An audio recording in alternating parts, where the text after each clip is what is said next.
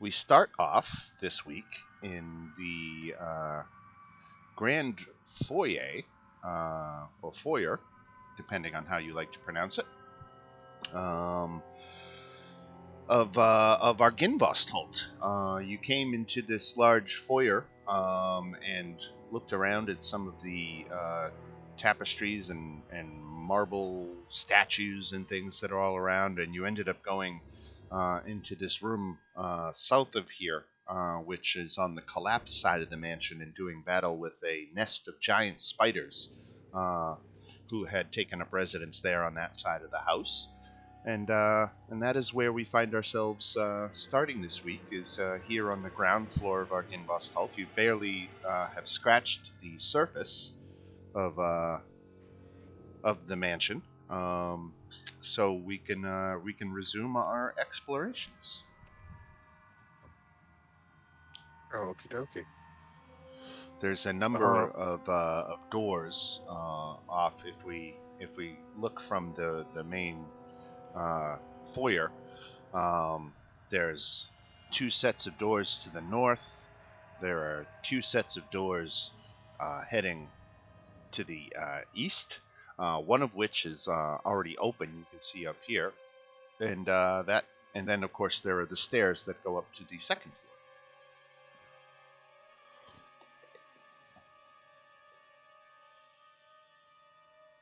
From right here, can I see what's beyond those doors?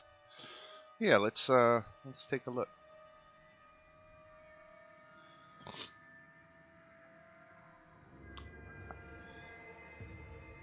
Do I need to roll anything? No, you can see. So what you can see from this angle, I won't tell you the full room because you can't see that, but you can see, um, you can see an alcove with a statue in the back. Two life-size, or excuse me, you see a life-size statue depicting a knight with dragon winged helms and shields, and that's what you can see back in this corner.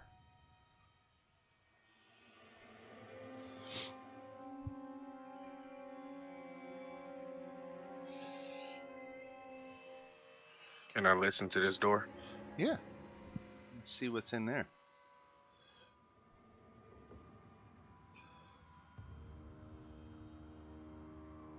Make a perception check. Perception check.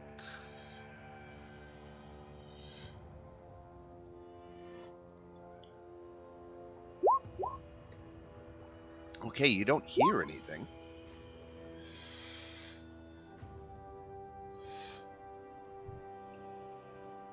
Okay. Let's just. Is it unlocked or is it It locked? is. It is unlocked. Let's open it. All right. So this wood-paneled den has been ransacked. Its furnishings tossed about. A cold, dark hearth dominates the west wall between two narrow windows. Standing upright against the north wall is a sarcophagus made of black wood with a queen's effigy carved into its lid. Hmm. Hmm. Walk in. Uh, can we investigate the room and the Yeah. sarcophagus? Well, as you approach the fireplace, a fire erupts in the dead hearth and assumes a draconic form. It hisses and crackles and unfurls its smoky wings.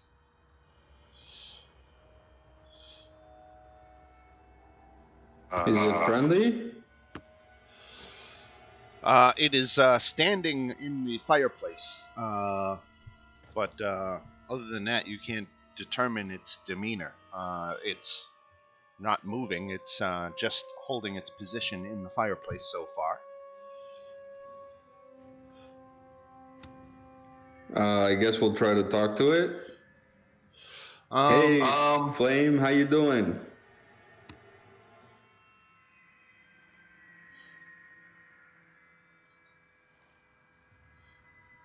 nothing.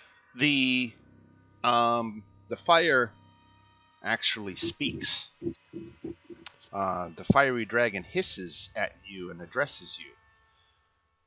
My knights have fallen into darkness. Save them if you can. Show them the light they have lost. And with that, the fire burns out. My Oh, darkness. I guess we're supposed to light some people on fire, is what I got from that. That's not what this said. That. How are we supposed to show them the light?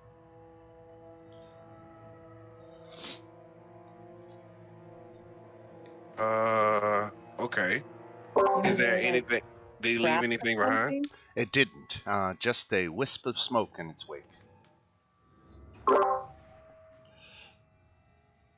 Show them the light they have lost. Okay. Can we investigate the sarcophagus now? Yes, yeah, absolutely.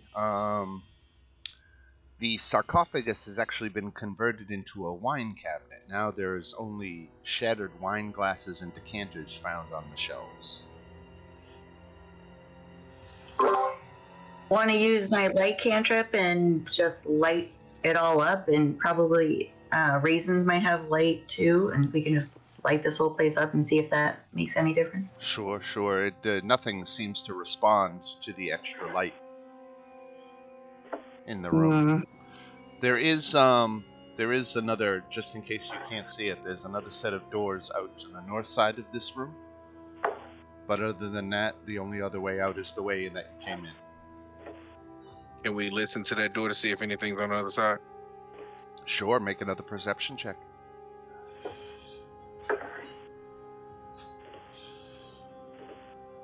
Okay, you don't hear anything and you feel pretty confident about it this time. Okay. Let's open that door too. Alright, tattered velvet drapes cover the tall, slender windows that encircle this parlor. The furnishings are covered with dust and cobwebs and lie in disarray. A damaged brass chandelier hangs from the ceiling, which is covered with a faded mural that depicts metallic dragons and colorful birds flying beneath white clouds. Time and neglect have damaged the furnishings, leaving nothing of value. Okay. So there's absolutely nothing in this room. And there's a door that leads out to the east, other than the double set of doors you came in. Let's go in there. Go in the door? Yeah, to the east.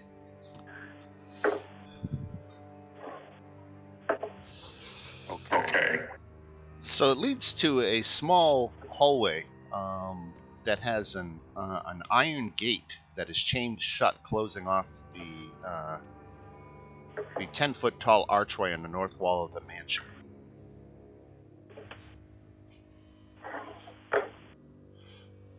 You don't see anything outside, right? No. And you got another door at this end of the hallway. I'm gonna kick it open aggressively for no reason.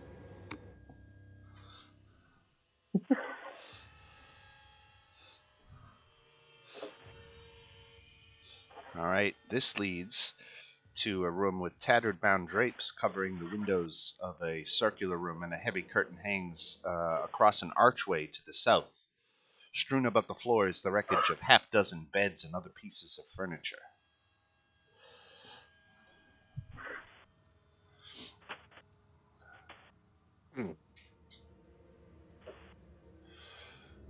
Does this look like it's been in, like, people used to, or let me rephrase that. Is this recent, or does it look like it's been like this for like a long time?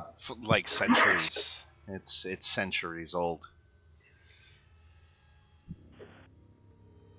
So no squatters. It doesn't appear to be.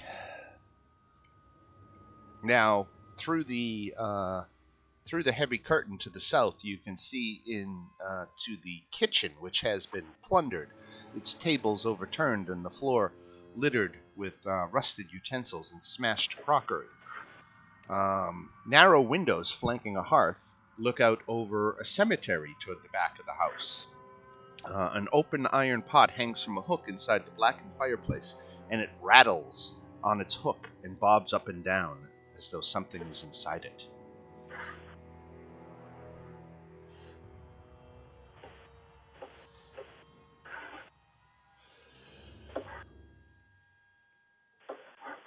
Something is inside what? Maybe? There's an iron pot hanging on a hook inside the blackened fireplace, and it rattles and bobs up and down as though something were inside it.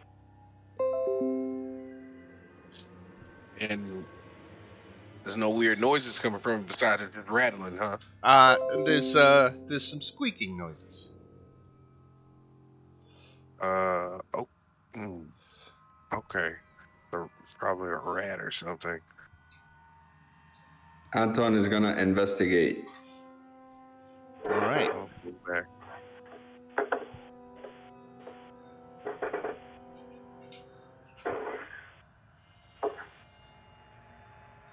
Okay, so inside is just an ordinary bat. When you lift up the lid, the bat flaps about the room and then out back toward the servants' quarters that you just came through, and ends up flying out through the iron gate there. But just an ordinary bat.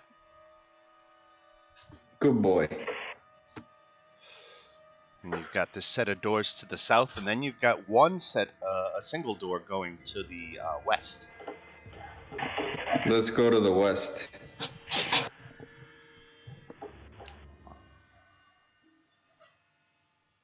All right. 5 barrels lie in wooden braces along the walls of this dark, moldy storage room.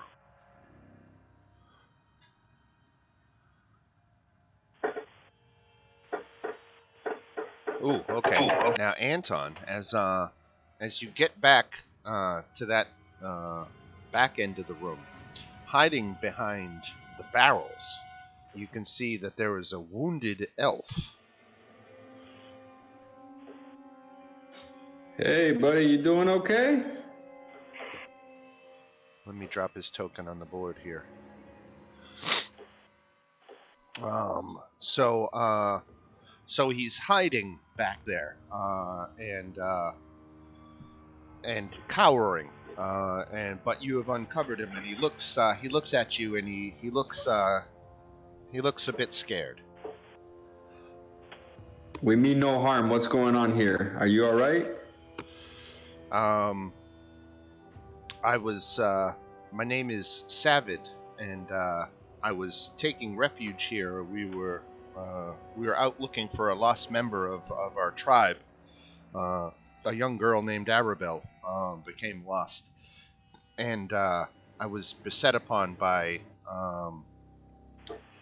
a druid and some of his blights, and I took refuge here in the mansion.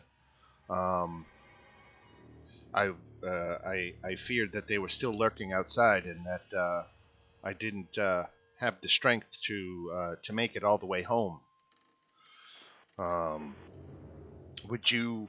He asks if you would happen to have any healing that you might be able to spare.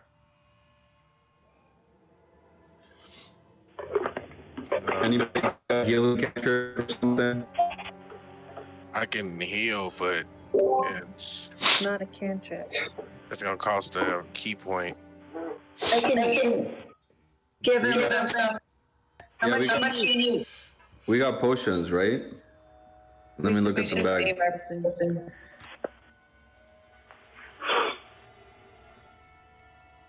But Potion of healing, 7. All right, we're gonna give him 1 potion of healing, and I'm gonna edit that to be 6 now. All right.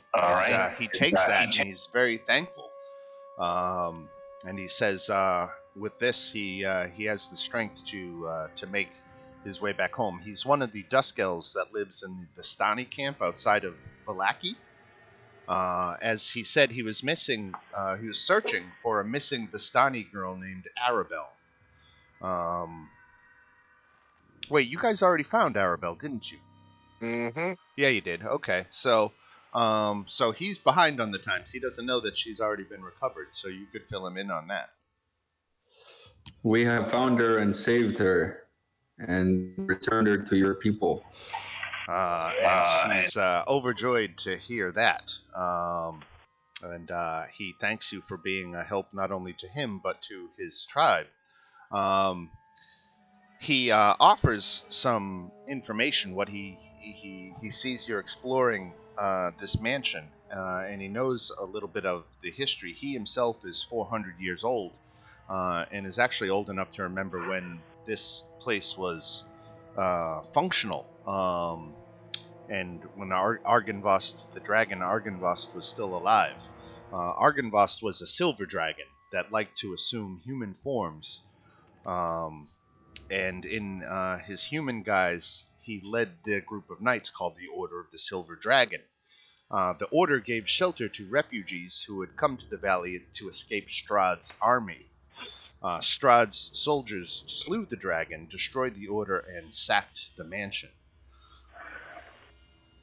The Vistani and the Dusk Elves generally avoid the mansion, believing that the dragon's ghost haunts it. Have you explored this mansion yet?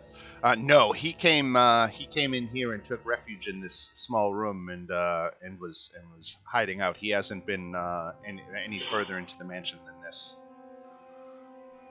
We met a flame that said that his knights needed to be shown the light. Do you know anything about that?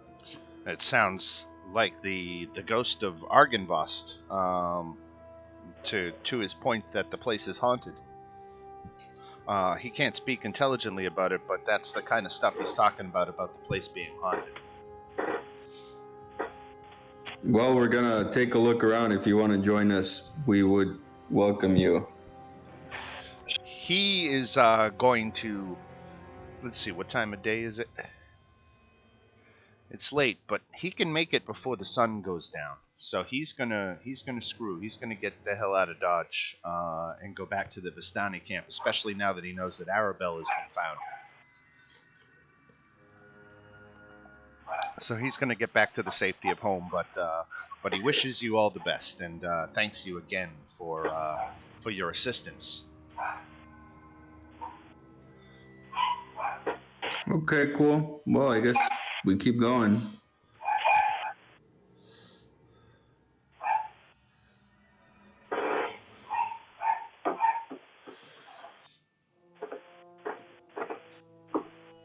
Where to next? I guess let's go back here. We haven't seen what's back here, right? Right. So in this room, you can see a 20-foot long table with sculpted dragons for legs standing in the center of the hall. The chairs that surround the table have backs carved to resemble folded dragon wings, and several of the chairs have been overturned or smashed to pieces. Suspended above the table is a crystal chandelier that still glows with a soft white light. Standing in windowed alcoves are two life-size statues depicting knights with dragon-winged helms and shields. Rainwater trickles through the cracks in the ceiling, flowing down the west wall and adding to a large puddle on the floor. There are 5 sets of wooden doors leading into this hall. The doors in the northeast corner hang open. A pair of leaded glass doors, their panes cracked and broken, stand open between panels of stained glass set into the east wall. These panels depict silver dragons in flight, and beyond the glass doors lies a dark, misty room that appears to be a chapel. Am I supposed to see those 3 dudes over there? Because I'll see them. Yep. You can see them. There are 3 figures kneeling at the altar at the far side of the Misty Chapel. They apparently have their heads bowed in reverence, and they haven't moved, so they haven't noticed you.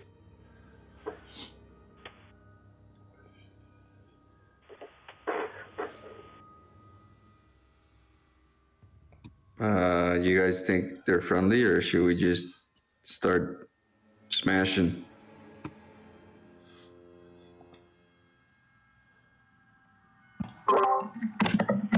I don't know. This was a good opportunity. But they're praying. Are they like regular humans or are they like monsters or? The fog swirling about in the chapel makes the details hard to pick up from this distance. They're definitely humanoid. You can tell that much. So maybe those are the knights that the flame was talking about. I feel it is. Do we have any light or anything that could room or show him light? I guess I don't know. What's the name can cast light in the room so we can light it up for him. But I think her mic dropped off. I can do light too, so I can do light at the like right on, basically, and like a nice pink bright light. You guys might be thinking too literal about show the knights the light. All right, I'm just gonna. Why don't we position ourselves near the door so they don't surround us and we can just take them down one by one, and somebody shoot at them or throw. I could throw a javelin at them, I guess. Do you want to try talking to them first? Are I they was gonna just say that. praying? That's what they appear to be doing. So why are we trying to kill them if they're just praying? How dare I'm you not a tell me? talker. I'm not the one that's does the talking. And I have a -2 in charisma. All right. Want to try to say hello there, good faithful servants? What do you? So as you look into this room, I'll read you the description of the chapel. Cracked wooden pillars support a wooden U-shaped balcony that overhangs this stone-walled chapel. That's what the dotted lines represent. That's where the balcony is above. Narrow archways lead to spiral staircases that curl up to the balcony, and a door set into the north wall has a wooden beam barring it. At the east end of the chapel rests a stone altar flanked by iron candelabras. The altar is carved with the rising sun. Tall, arching windows set with panels of stained glass decorate the walls behind the altar. One of the windows has been shattered, covering the chapel floor with shards of colored glass and allowing the thick fog to enter the room. Through the fog, you see the three armored figures kneeling before the altar. As you call out to them, let me make sure I get this right.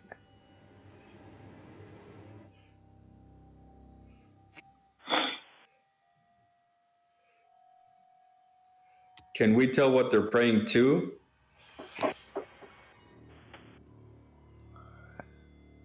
Like, are they praying to a cross or? To the rising sun bas relief that's there. All right, I'm going to tell them. We too serve the God of the rising sun. The morning lord. The morning Lord. Yes, yes. Right. All right. I guess they didn't buy that bluff. No, they're not. Upon your announcement of your presence, they turn growling and start to move to expel you from their ancestral home. Looks like it's smashing time.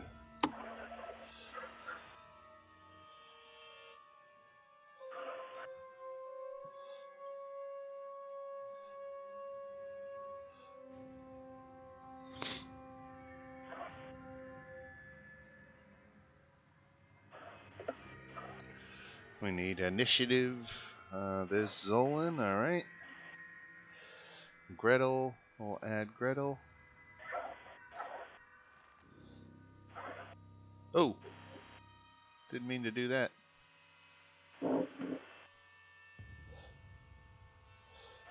All right, now let's try that. Add Gretel. There we go. Gretel is on 8.12. 1, 2, 3, 4, 5, 6. There's all of you. Okay. Elena, you get to act first here in the back. You see that the armored figures turn and draw their weapons. What would you like to do? Okay. I can see from what you put in the initiative order that they're revenants. Is there anything about their appearance that would tell me that they're undead? As they turn around, they had their backs to you before, which made it tougher to see. But when they turn around, it's clear that they're undead. Okay. Then I'll cast Sacred Flame on the first guy here.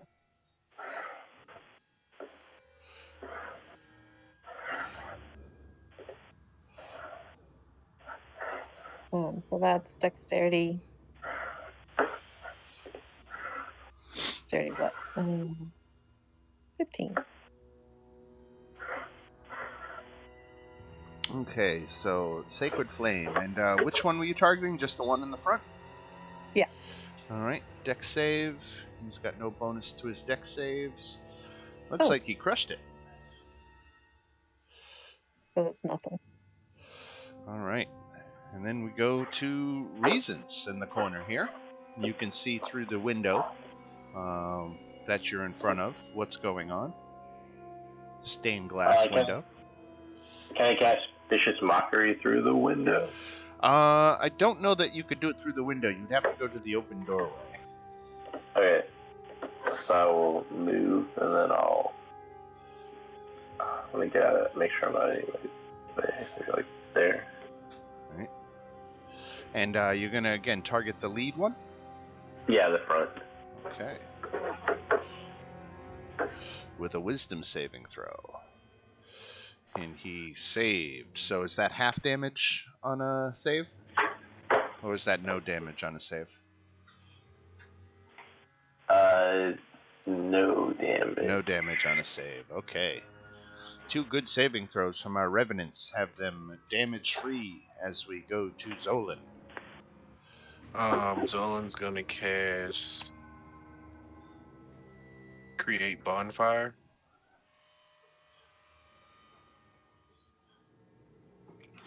Wait, dang it.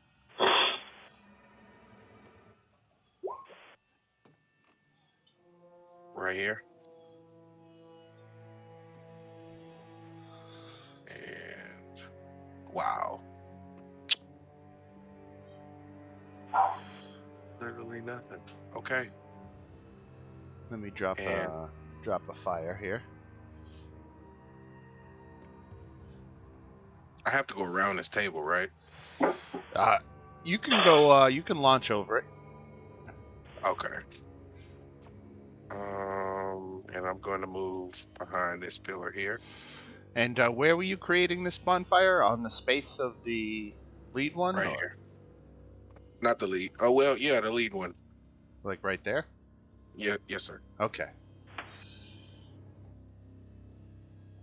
And I'm going to move at least closer, somewhere in here, or move right there.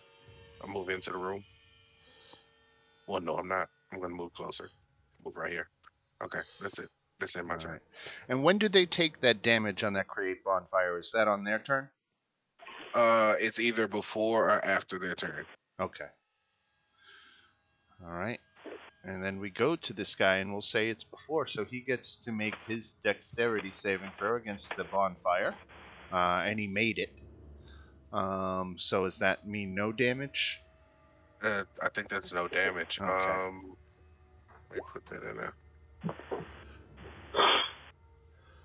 Make a dexterity saving throw or take damage. All right, so it doesn't seem to have any effect if he makes the saving throw. He just is able to get out of the way. And that is what he does. He shuffles through the mist, dragging his long sword on the floor, and it makes that scraping noise that echoes throughout the room as he moves.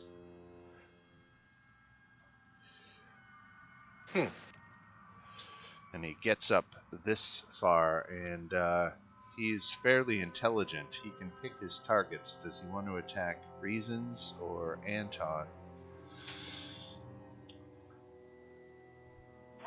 We'll go for Anton.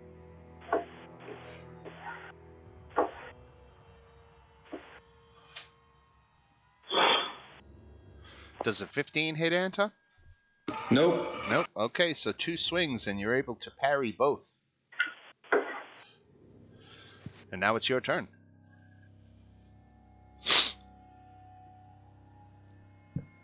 Anton, should I even rage with 3 guys? I don't think so. Well, we'll find out how squishy they are. I'm gonna attack this dude recklessly, obviously. Here we go.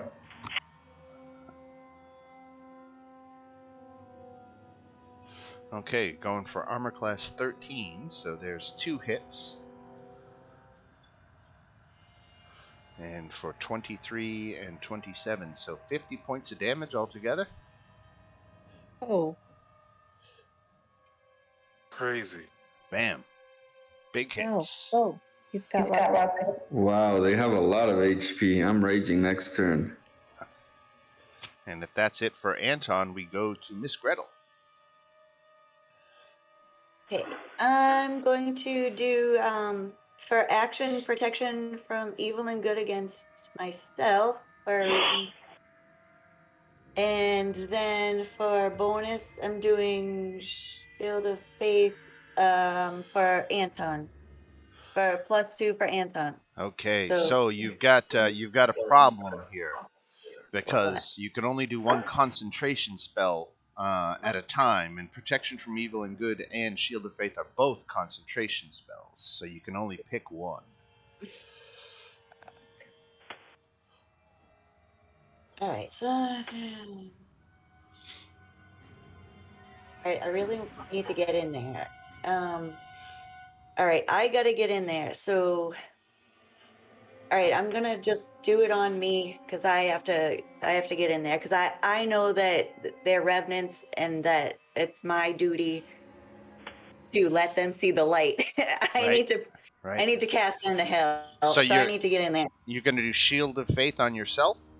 No protection from against good and evil. Okay, so that's your action. So that's Casting. the action, Right. and I'll just I guess bonus action. I'll do my extra hunter's mark. I'll just pick this first guy The just guy to up use front. bonus, Okay. just to cast that, and then I'll just jump in with my next one.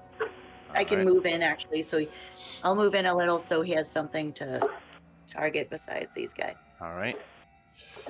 I'll move in actually here so he got something Got to it. help him. You pushed your way into the chapel. Got it.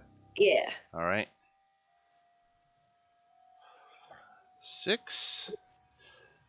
So Gretel, unfortunately, you are the only one here for them to attack. So here comes 2 attacks from his longsword. Looks like one of them hit for 8 points of damage. No, I'm 21. Is that You're a 21? 21. Oh, 21. I forgot you got that super high armor class. Right. You're good. Yay. But here comes 2 more. And once again, your armor keeps you safe. Uhtred. Are they allowed to walk right through the bonfire, or do they have to take the? He sidestepped it. I didn't He went around, okay. literally do it, but right. It's a little bonfire. Right. So, can I hit anybody from where I am, or do I have to push my way through? You've to got like to where push your way through. Can I shoot my longbow from where I am at You anybody? sure can. Yeah. Yeah. You can shoot it at any of them. All right, I'll just shoot at this guy, Okay. the closest one. The one who took 50 points of Anton damage. Ew. Ooh, there's a miss. 2 Ew. misses. Oh, all right. Wah, wah. And then we come to Elena in the back, round 2. Okay. I'm gonna cast spiritual weapon. Let me get that for you.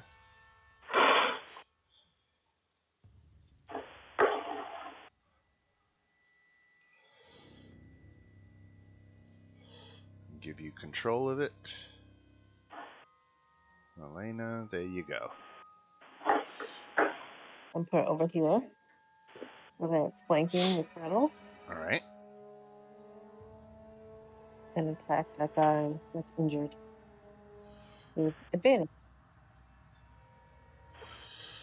Ooh, there you go. 7 force damage. That's my bonus action. So then for my action, I will cast a fireball at the same time. All right.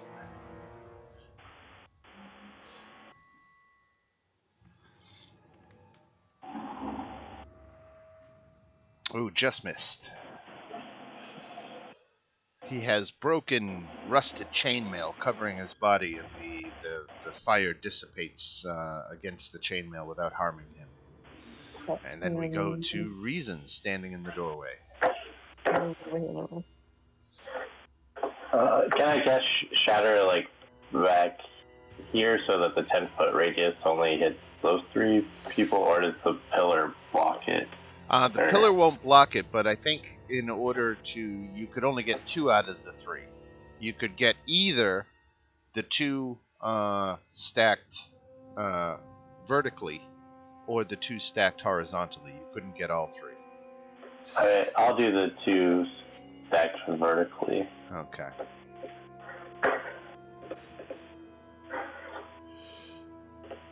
Alright, so that is a saving throw Constitution. Let's do the one on the top. Failed. The one on the bottom made it. So the one on the top takes 16 thunder damage. And the other will take half. Takes 8. Alright. And any other secondary effect from that? They're not made of stone or metal. So No, right. So, okay. And we go to Zolan. Can I move over Anton? Yes. Okay. And a 15-foot cone, does that touch Gretel? Let's see.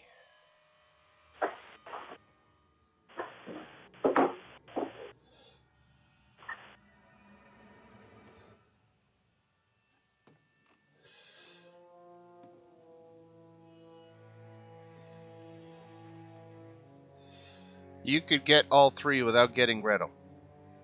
Okay. I'm going to cast Burning Hands.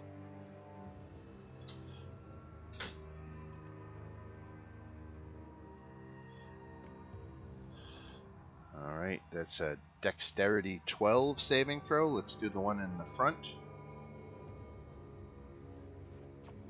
He made it. God. The one on the top in the back made it. And the one on the bottom made it. All 3 of them. So they all take half damage. Roll that beautiful damage. Alright, so they all take 7 points of fire damage.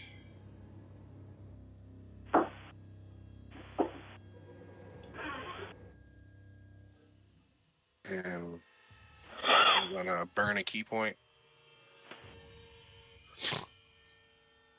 And hit this dude with 2 unarmed monk strikes. Alright.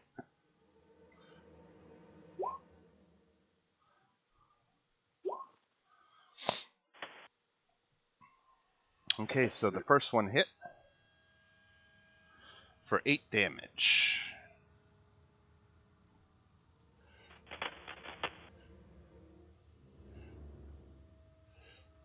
And we come to our Revenant friend here.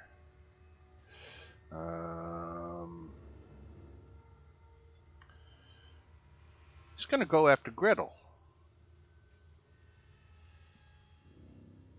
And because I have my thingy, it's disadvantage.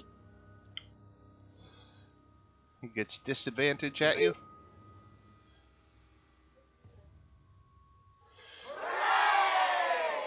Disadvantage turns into 2 misses. He's trying to get you to break concentration on that spell, but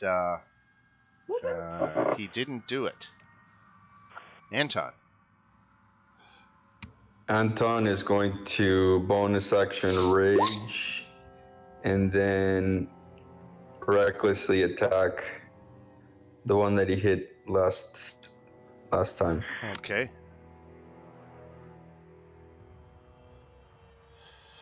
15, and so the second one misses, but the first one hits for 28 points of damage.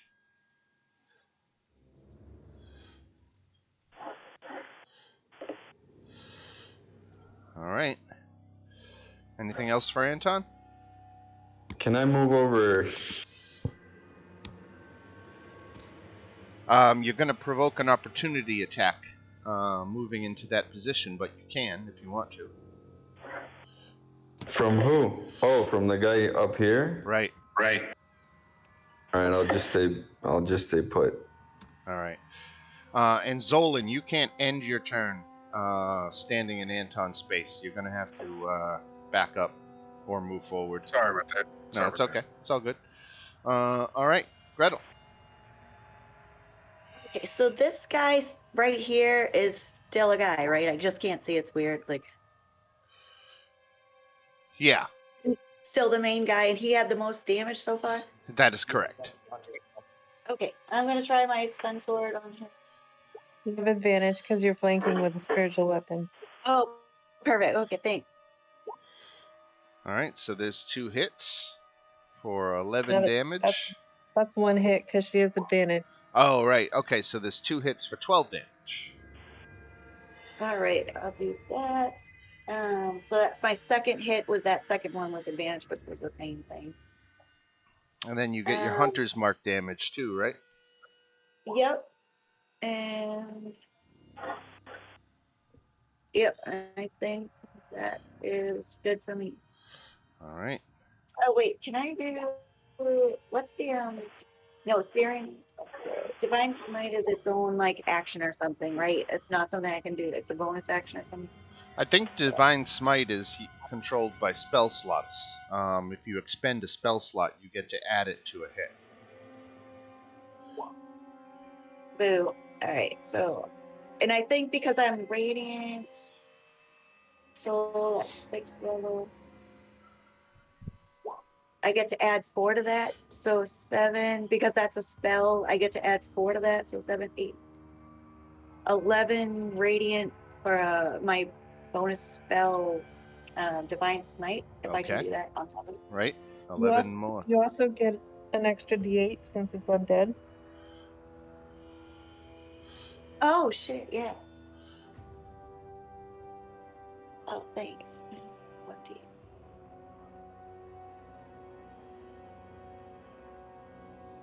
All right, so 12 more. Thank you.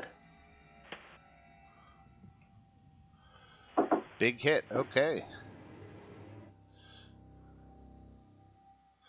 All right, so this revenant here is going to move up and get into flanking. So he now, between his advantage for flanking and disadvantage for the spell, he's attacking you normal, Gretel. So here comes 2 more. And 2 more misses. Gretel the Unstoppable. And this one here is attacking you with disadvantage because he can't get you in flanking.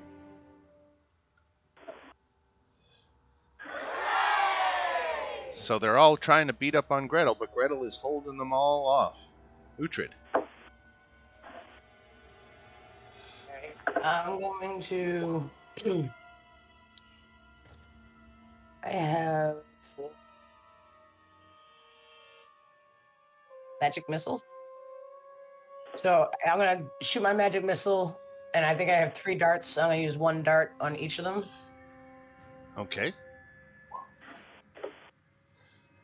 So, wait, do I have to? How do I roll this? Just click it 3 times. All right, 5, 4, and 4. Cool. And Spreading that love around. And I'll just leave it as that. All right. Elena, back at the top of round 3. All right. So my spiritual weapon attack this guy again.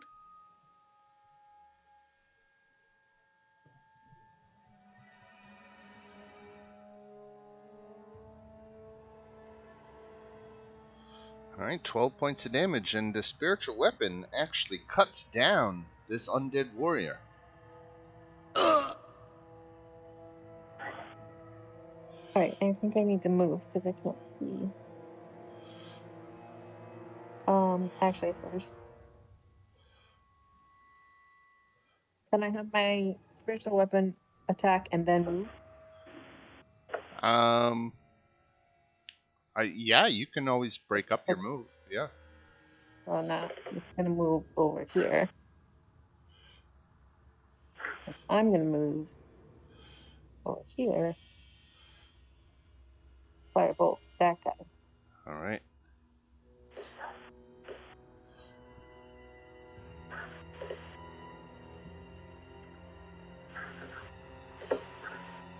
And the firebolt again disperses off of his armor without doing him any harm. That's it. All right. And then we go to reasons. I'll cast Vicious Mockery on the individual behind Elena. Okay.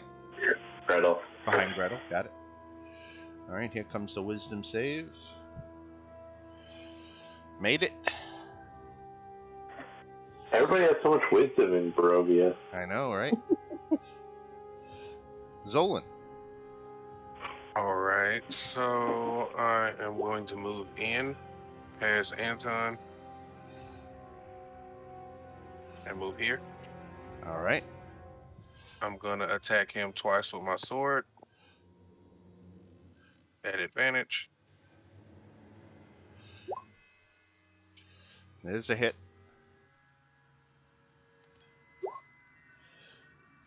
And a miss. Total one-handed damage is 15. Did that roll with advantage? Yeah, it looks like you rolled a 7 and 10.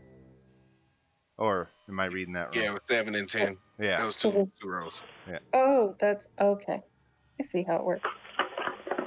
All right, 15 points of damage with Frostbrand on this individual. And then we come around to this guy's turn, and he has been cut down. So then we're at Anton. Anton's gonna move over here.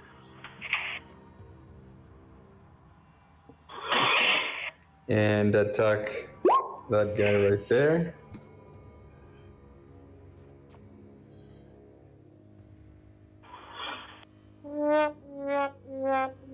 Two hits, 23 and 26 is 49.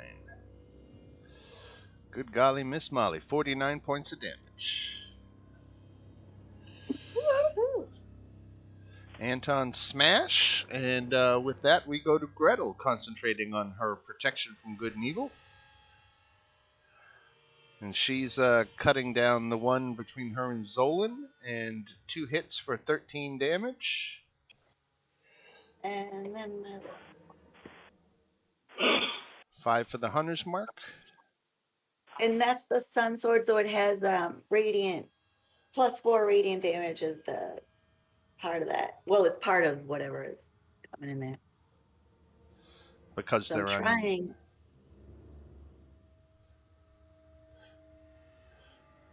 All right. I think that's yeah, it. I'll roll save the roll roll. 2d8 more, because they're undead.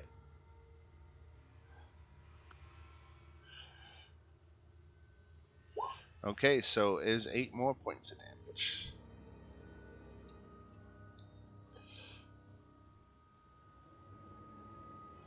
All right, this guy's got a decision to make. You guys are pushing your way through these guys pretty easily. They're going after Gretel, and they just can't overcome that armor. Now he's not got you in flanking, so it's back to disadvantage. Reasons and Gretel, why don't you take your opportunity attacks?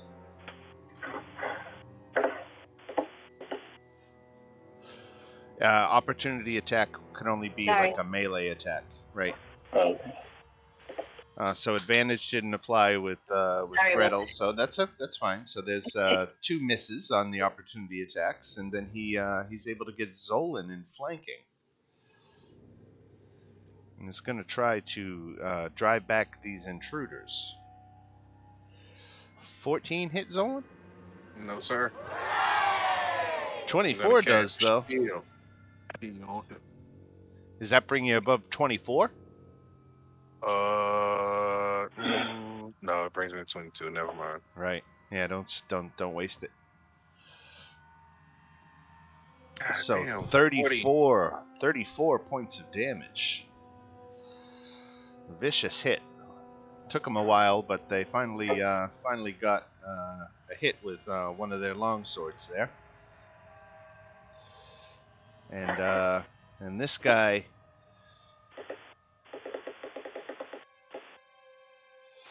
he's gonna try to take you down. They're nothing personal, Zolan. First of all,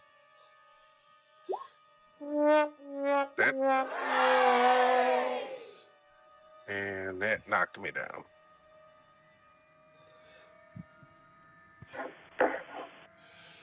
Another 25. All right, Uhtred.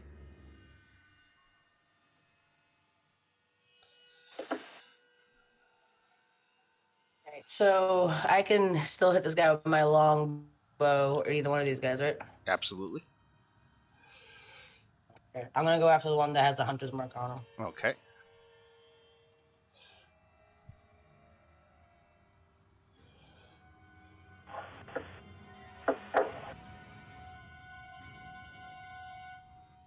Okay, there's a hit. 2 hits. For 15 damage. Alright, and if that's it for Uhtred, we go to the top of round 4 and Elena.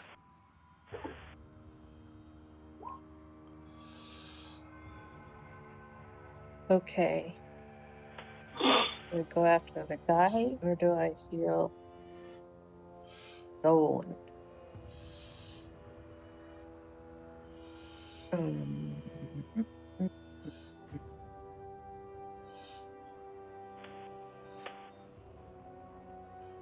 gonna try to take this guy down first. Right. Move my spiritual weapon. Okay.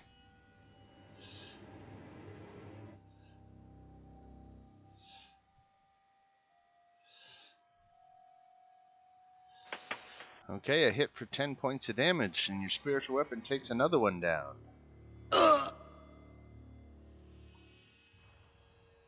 Okay, it's my bonus action, so for my action, I'll firebolt the last guy.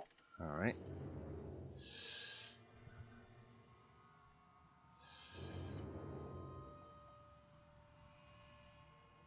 Okay, that just misses.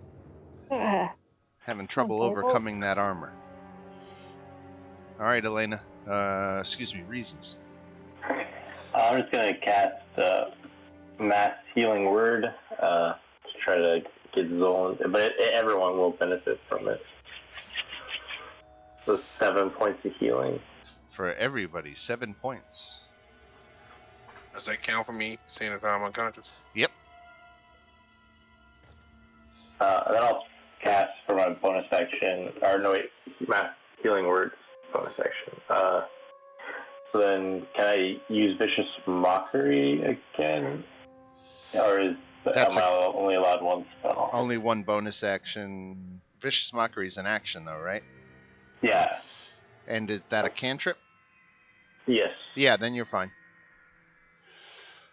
Alright, so here comes the wisdom save. 7, didn't do it. 4 points of psychic damage. He's resistant to psychic damage, so he only takes 2.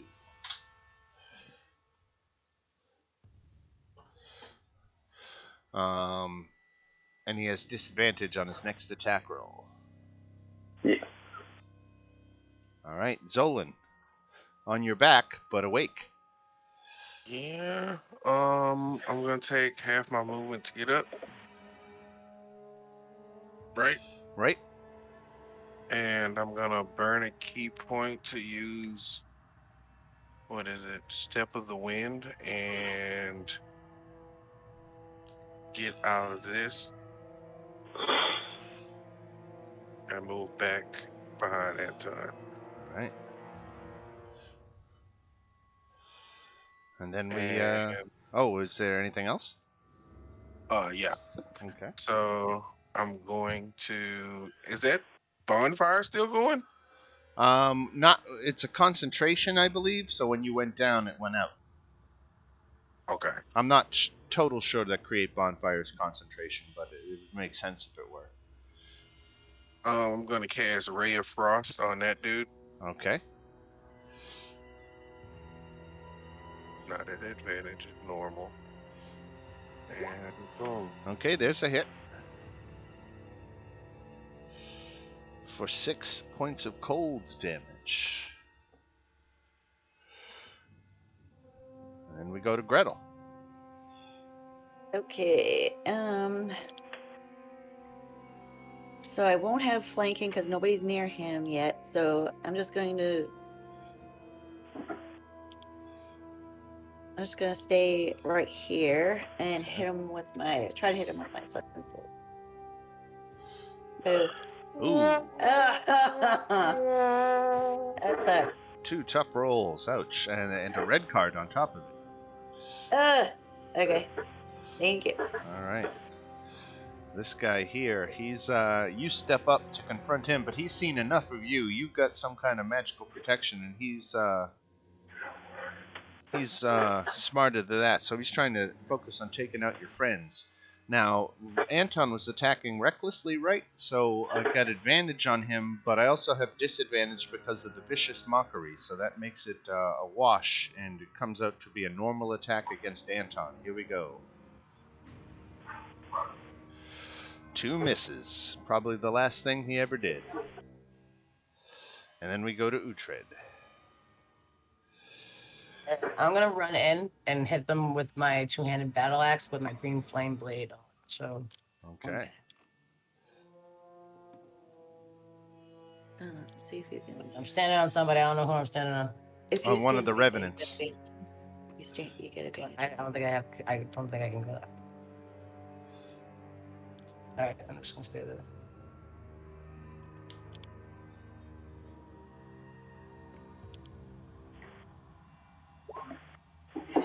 Ooh, just missed. There's a hit for 15, if I'm reading that right. Yep. I think. All right, 15 points of damage. And then I'm gonna do a disengage and just back up a little bit, so I'm not like all up in the. Disengage as a bonus because of your rogue, Yep. right? And round 5, Elena. All right.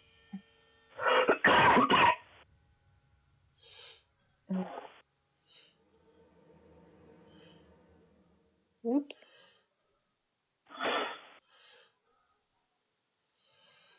Come on, spiritual weapon. There. Okay.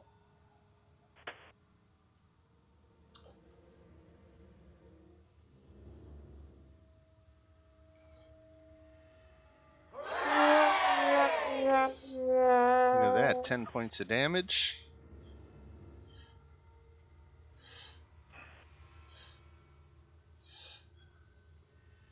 And a firebolt that hopefully will hit. Fine.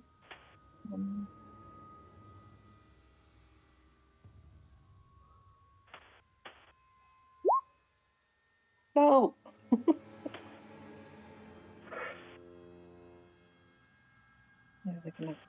All right, so just missed again.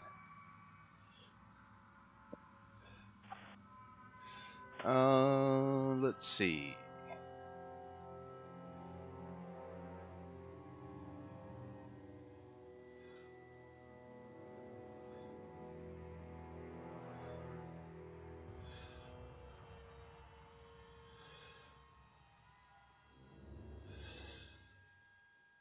Why don't we play that red card, Gretel? And we're gonna say during the course of this fight, I'm gonna roll a. How many lines you got in your item? 1, 2, 3, 4, 5, 6, 7, 8, 9, 10, 11, 12, 13, 14, 15, 16, 17, 18, 19, 20, 21, 22, 23, 24. You got 25 items listed in your inventory. So I'm gonna do a D25 to see which one goes missing. Number 7. 1, 2, 3, 4, 5, 6, 7. So that staff that you had in your inventory, Boo. you lose it during this fight, and you don't keep track of it. So go ahead and delete that from your inventory. Then you can play the red card. Okay, I think I deleted it. Okay. Yeah. Boo. Thank you. You got it.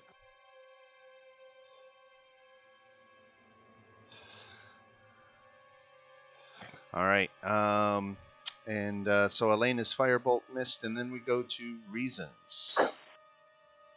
Can I bolt around this way and use thunderclap on him? And it's 5-foot range, so that it only hits him. Right. Okay.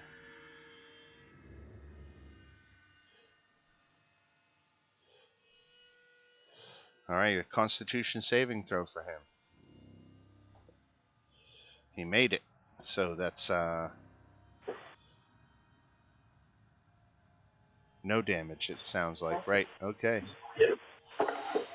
All right. So a thunderclap from Reasons echoes through the chapel, and then we go to Zolan. Zolan's going. Is there a way for me to get behind him? Yeah, I think so. Okay. Zolan's gonna move behind him. And I'm gonna hit him twice with my longsword at advantage. Okay. There's a hit. That's 1. 2 hits 2. for 9. And 13 for 22 points of damage.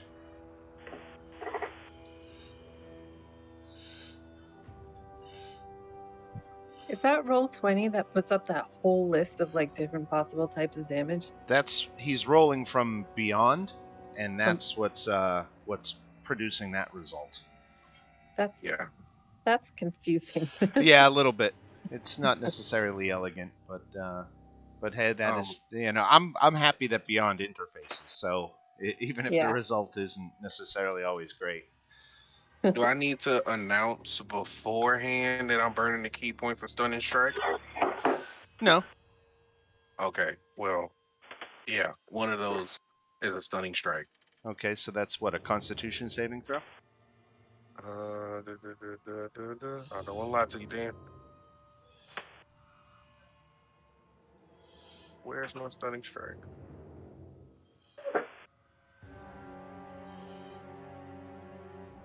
There it is. It is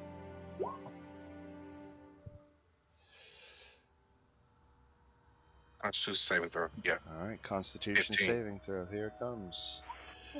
So he failed his Constitution saving throw. So does that mean he's stunned?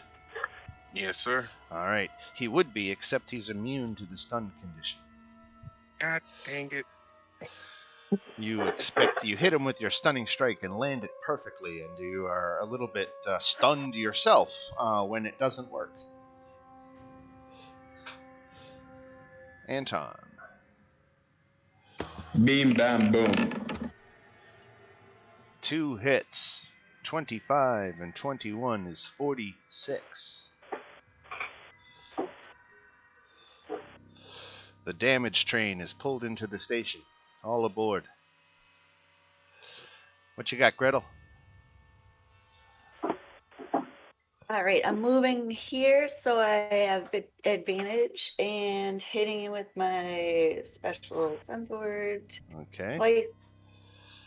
So roll. You hit twice, so roll 2 d8s because of the extra undead damage.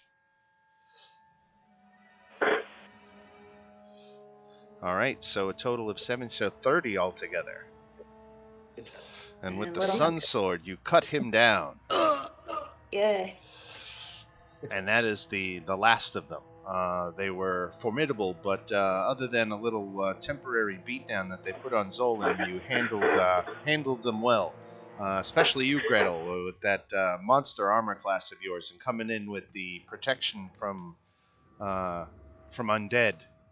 Really put them at a disadvantage in trying to take you out. So good job.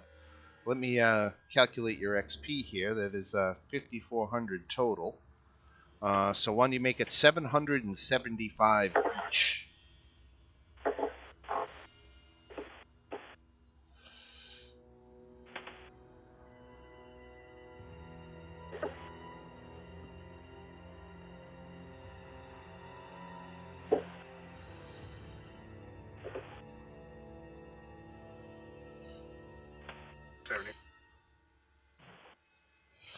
Now what puts that? Where's your XP level now? 30,425. 30,425. 30,425. Very nice. Yeah. All right, and so you have killed or cut down rather the 3 undead warriors that were inhabiting this chapel. They're were blinded by hatred of the intruders that you were, and were not to be reasoned with. They just basically attacked you as soon as you revealed yourselves. And you're in this chapel, which has this balcony sitting 20 feet above it. But when you stand near the altar and look up, you can see the hollow interior of the beacon tower. The tower's landing is 60 feet above the chapel floor, with the upper landing just 20 feet above that. So you're standing inside this thing looking almost 100 feet up.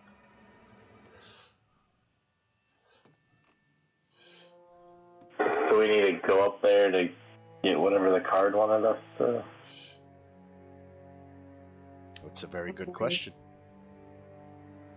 I bet we do.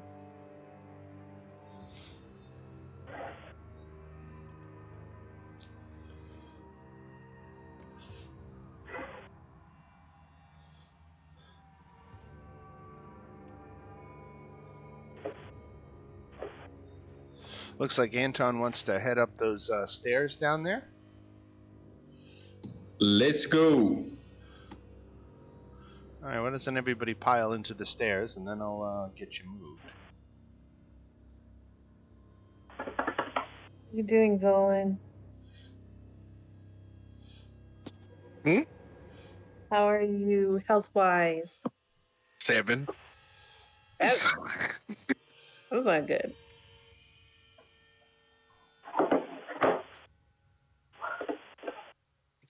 I'll cast Cure Wounds. Thank you. There's 9 more. That should be good for now. I highly doubt we're gonna fight anything else.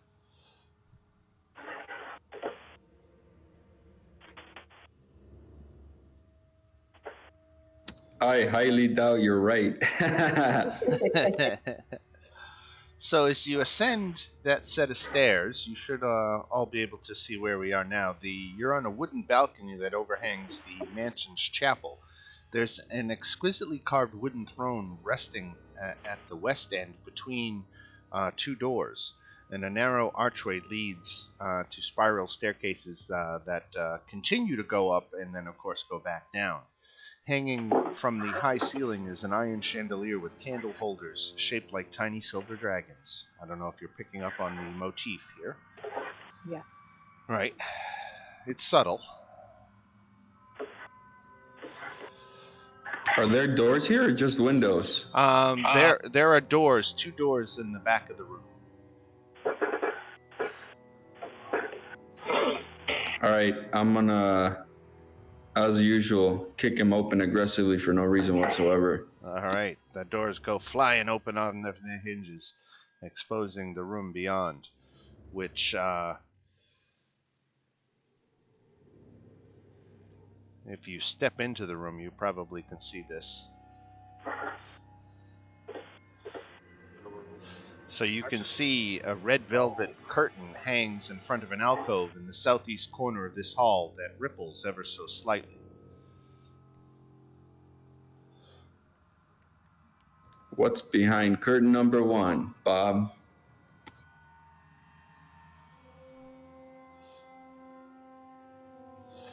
A black cloth covers something atop a white marble pedestal.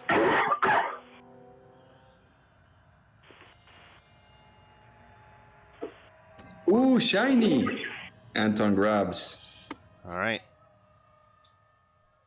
It looks like I'm still in the staircase for some reason. Here, Like let's my get view. You're right. Your token might have been stuck. Let's get you. How about now? Can you move now? Perfect, thank you. Okay. All right. So you see this black cloth covering the pedestal, and Anton, you reach out and seize the cloth.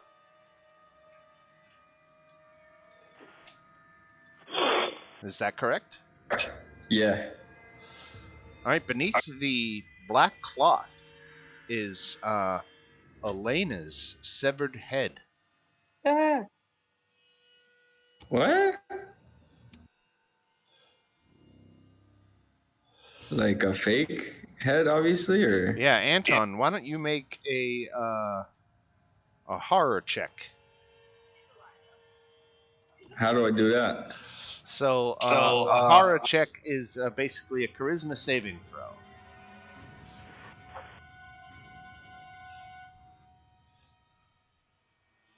Okay, so you failed your horror check. So what happens when you fail a horror check is you we're going to say that you gain a short-term form of madness. So why don't you go ahead and roll a D100?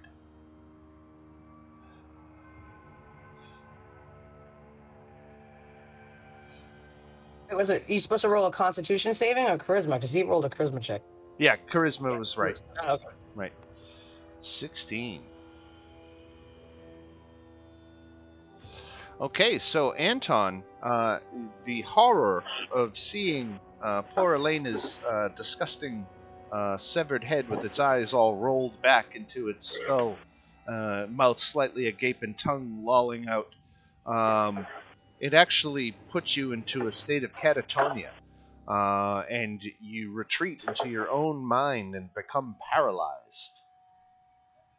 can I just walk up to him and go, "Oh, it's just my head, snap out of it," and slap him? Yes, and Anton, take a point of damage, but it wakes you up. All right, cool.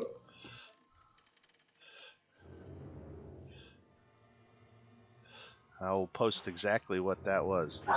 This is how the madness read.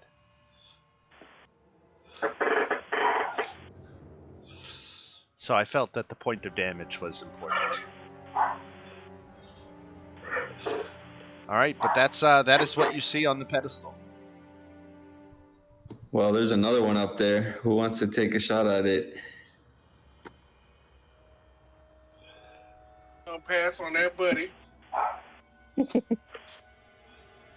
if Dan, Yes.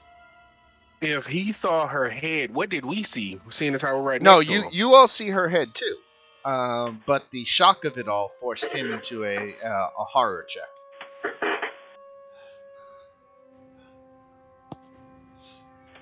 Okay. Yeah, so you all see Elena's head as well.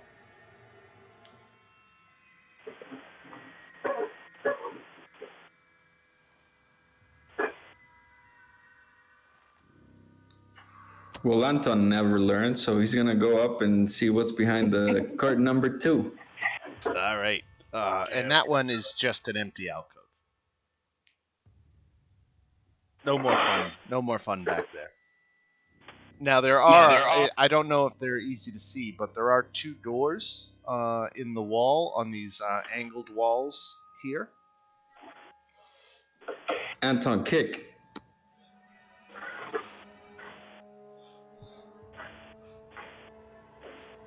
I'll just go ahead and open them both because I don't know that they're necessarily anything too exciting. One, the one you're at is a storage room, and you can see rainwater seeping through the cracks in the ceiling, flowing to a large pool in the sagging wooden floor. Elena, down at the bottom half there, you can see into a bathroom that contains an iron tub. But other than that, nothing interesting here.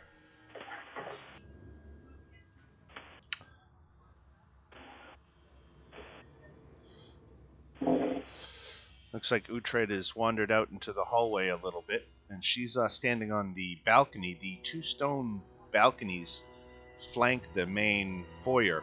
There are balusters carved to resemble knights in shining armor supporting their elegantly carved stone railings. Weapons and shields festoon the walls along each of the walkways, while alabaster busts of handsome men flank hallways that lead north and south away from the foyer. At the west end of the balcony is an archway that leads to a spiral staircase going up. The balcony is 20 feet above the floor of the foyer.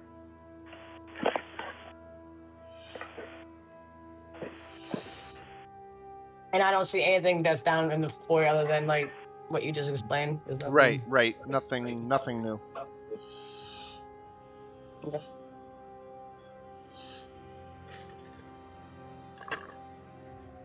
Do I know what's up the spiral stairs? Is it just to another open landing, or is it to like something that's closed off that I can't see? You can't see from where you are. You have to go up the stairs, but it definitely leads to the mansion's 3rd floor. Anybody want to go upstairs or down? Zolan, let's see where you are. You are looking into some of the ruined bedchambers down here. Of course, this south end of the building has collapsed, exposing the chambers to the elements. A few furnishings lie broken under fallen debris, and you can see the remnants of the giant spiderwebs, which are no longer occupied thanks to your infestation clearing efforts.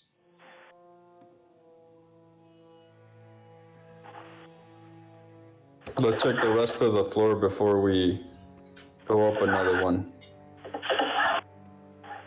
Turn this door down. Let me open it.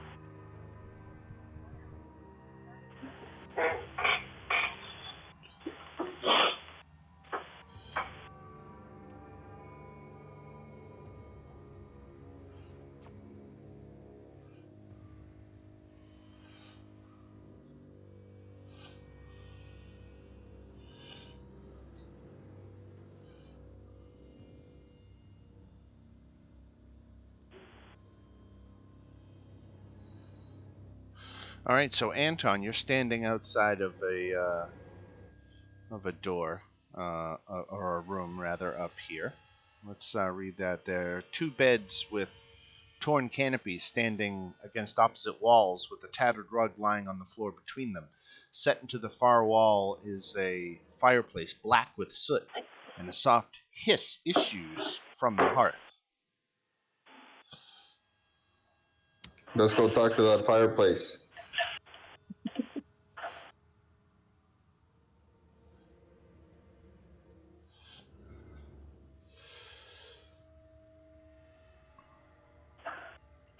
Where are you?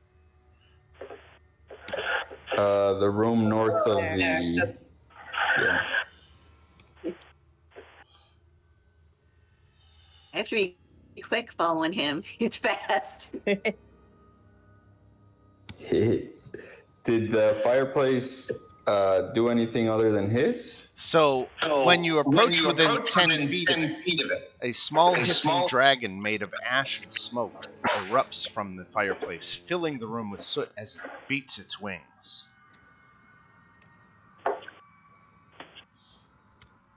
Damn. Can I see out this window? Yes, you can. You're looking down into the graveyard and mausoleum that's on the back side of the house. Who slayed you, dragon?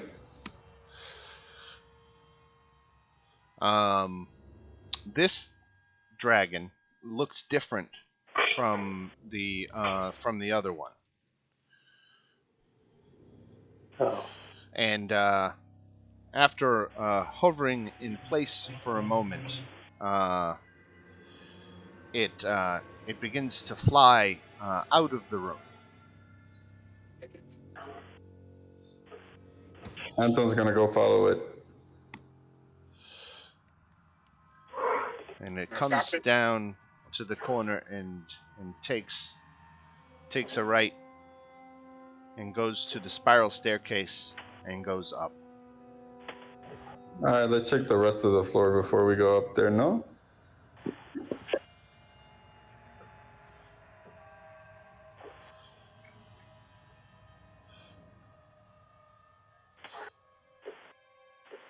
Okay, hold it right there. Everybody freeze.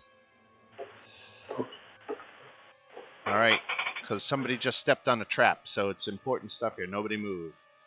All right. Let me... Anton, you stepped on a pressure plate that you didn't see in the floor. And that set off a trap.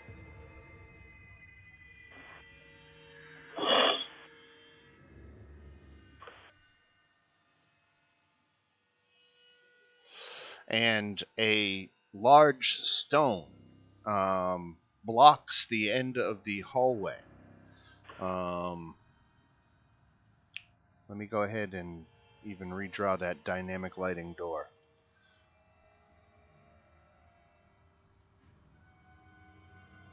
There So we he go. just trapped all three of you guys in there. Good job. So you are the three of you that are down here are now cut off from the other three.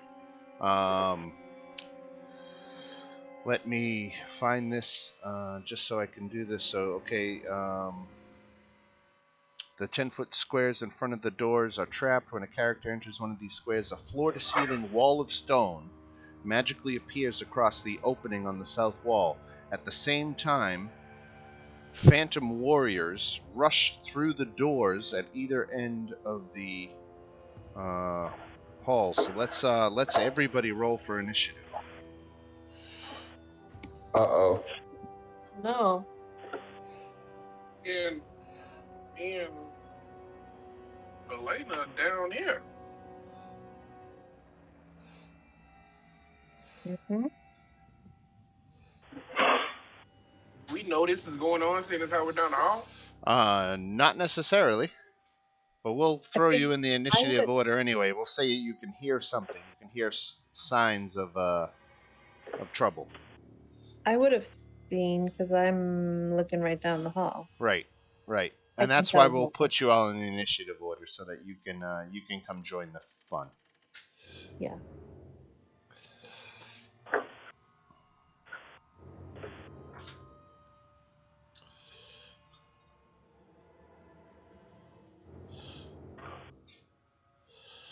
All right. So who do we need to get in here? Gretel is. Let's add you to the turn order. Gretel. 1812. There's 1, 2, 3, 4, 5, 6. There's all 6 of you and a bunch of Phantom Warriors. Alright, the Phantom Warrior gets to go first.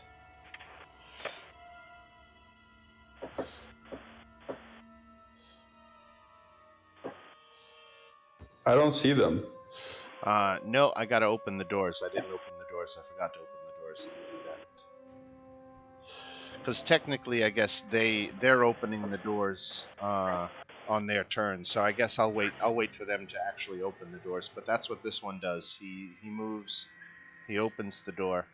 You should be able to see them now, as he is right here in front of you.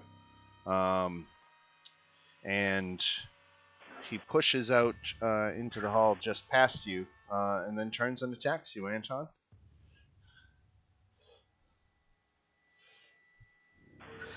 Two misses. Elena. Okay, so I use it for just a free action. I can tell Zolan what's going on, maybe? Oh, yeah. Yep. Okay. I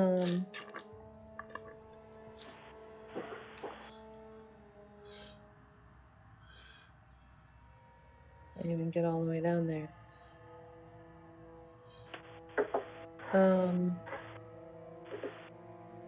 Can I just try to look and see if I find any sort of release device, like another button or a lever or anything like that? No levers that you can see at all. It is a completely blank stone wall. Oh, jeez.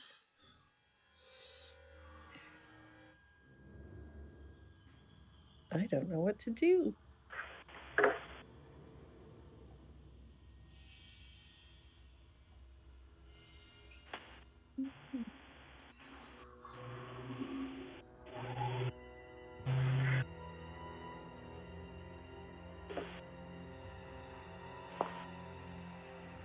You could always go out the window and climb around the outside of the building. Ooh.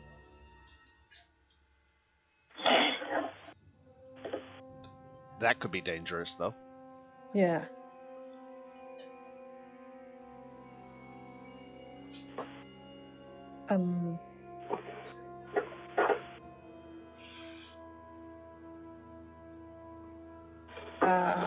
I don't even know.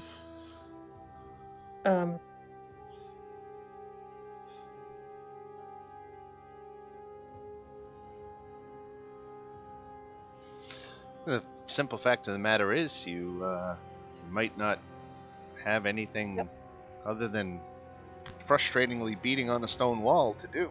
Yeah, I think that's what, because I Misty Step, I can't Misty Step through because I have to see where I'm going to Misty Step. Right. Yeah, I just think I'm just gonna yell out, Anton, Gretel! I hope you're okay. Bang on the wall. All right. And then this Phantom Warrior comes rushing down, gets Anton in flanking.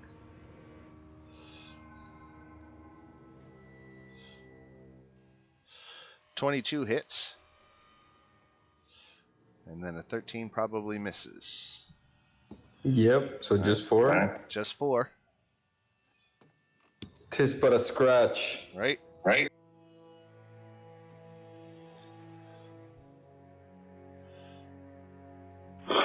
Yeah, we got this.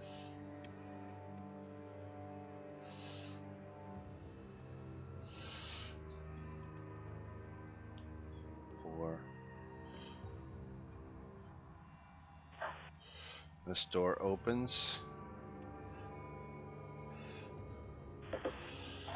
And he comes in 5, 6. That's all he can move.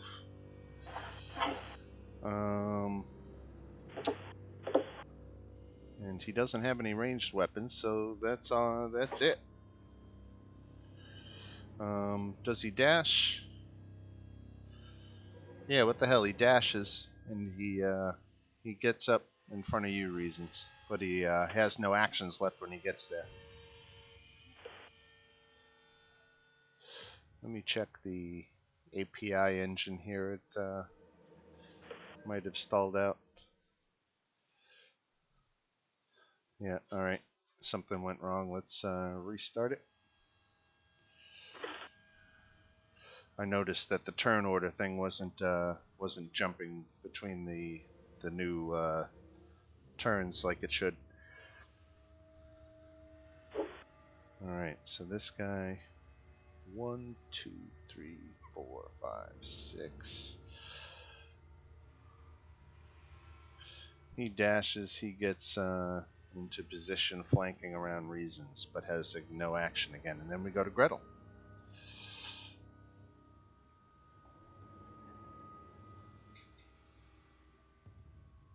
Okay, thanks. So I'm going to go up one. So I'm flanking this dude. And these are undead. Okay. sun sword him twice. All right. 2 more D8 because they were undead. Yay.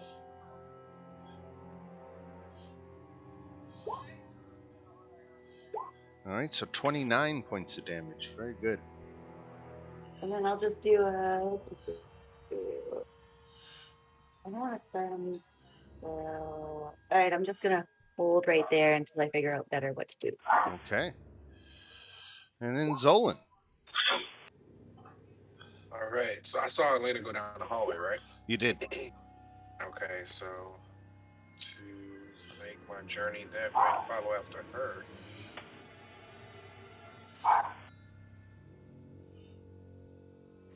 Get first. Okay. See where everyone is.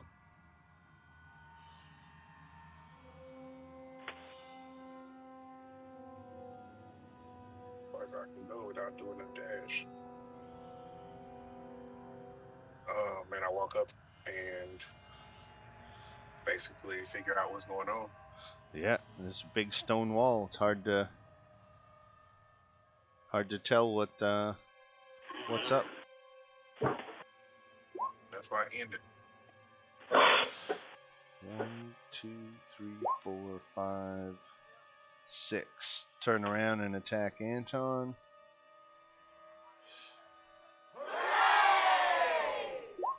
Does the 16 hit Anton? Nope. All right, so the 25 did though, so 13 force damage. And then we go to Reasons, who's flanked. I want to cast mirror image as kind of a defense mechanism, which is always You got it. And that gives you 3 mirror images.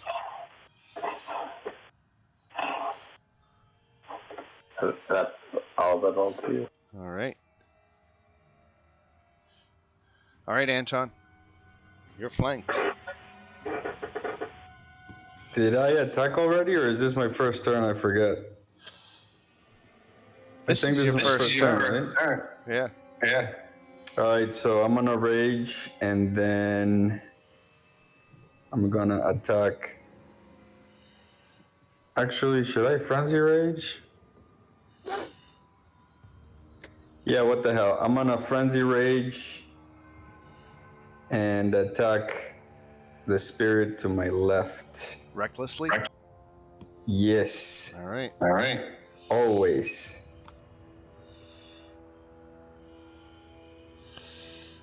All right, so 16 armor class, so that hits. So 26 and 28 is 54 points of damage, and this is the guy to your left. Yeah. This is magical damage, so he takes full damage. 54. With a few swipes of your magical sword, you dissect the spectral warrior, and his essence fades away into the ether.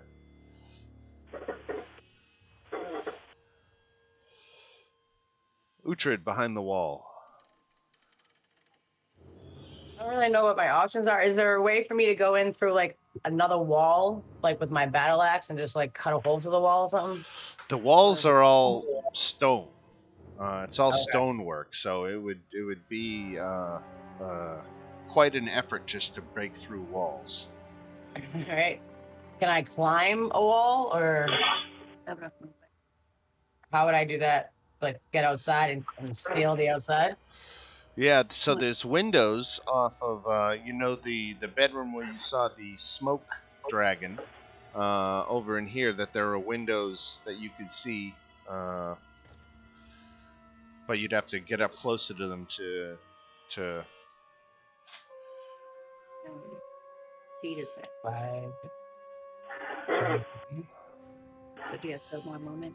I have another 15 feet. All right, so do you still have more? So from this is the window, right? Right.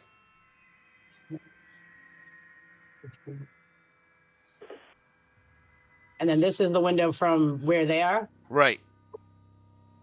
So I would have to climb out on the ledge and go around to the window. Right. And I would call that I guess an acrobatics check. I would call it a DC 16 acrobatics check. All right, but you need the movement to do it. All And right, so I think you're I out got of 10 more. movement now. I got 10 more feet. Okay. So I guess we can put you outside the window, clinging to the outside of the building, right about here, making your way over to the other window. Okay. All right. Actually, as a bonus action, I have my cunning action. So, do I have more, like a dash or something like that, or no? That really wouldn't work. You're using your action to scale the outside of the building. Okay. Because it's even beyond difficult terrain. This is, this takes your action to do it. So then that'll just stay there then until Right. next time. Right. Cool. All right. This Phantom Warrior here is going to come in and attack at Anton. 2 hits for 13 damage.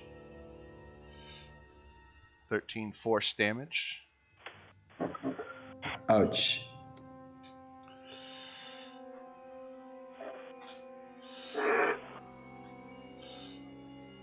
2, 3, 4, 5, 6. All right, coming up on reasons, and he's got enough. Does a 15 hit you, reasons? Yeah, my AC is 15, so yeah. Okay, all right. So 2 hits for a total of 8 force damage from that Phantom Warrior. So then I roll like a D20, and if it Right. If I roll higher, a 6 or higher, change the attack to the duplicate. So then it'll hit one of the duplicates, I guess. Okay, so roll it again and see if the second attack hits one of the duplicates.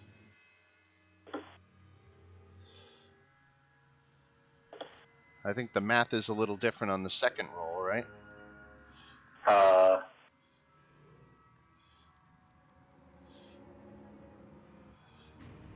If I have 2, it just decreases if. I think it's always 6. Okay, so with 2 attacks, he kills 2 of your duplicates. So there's only 1 duplicate remaining, but you don't take any damage. Cool. All right, great. Worked as intended. This Phantom Warrior is out of the turn order, and we go to Elena behind the wall.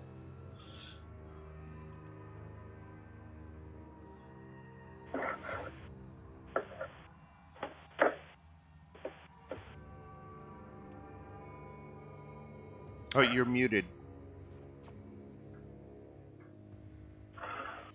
Oops, sorry. No problem. All right, I'm gonna follow Uhtred and see this window situation. I guess I'm gonna cast polymorph. I'm gonna polymorph myself into a giant eagle. All right.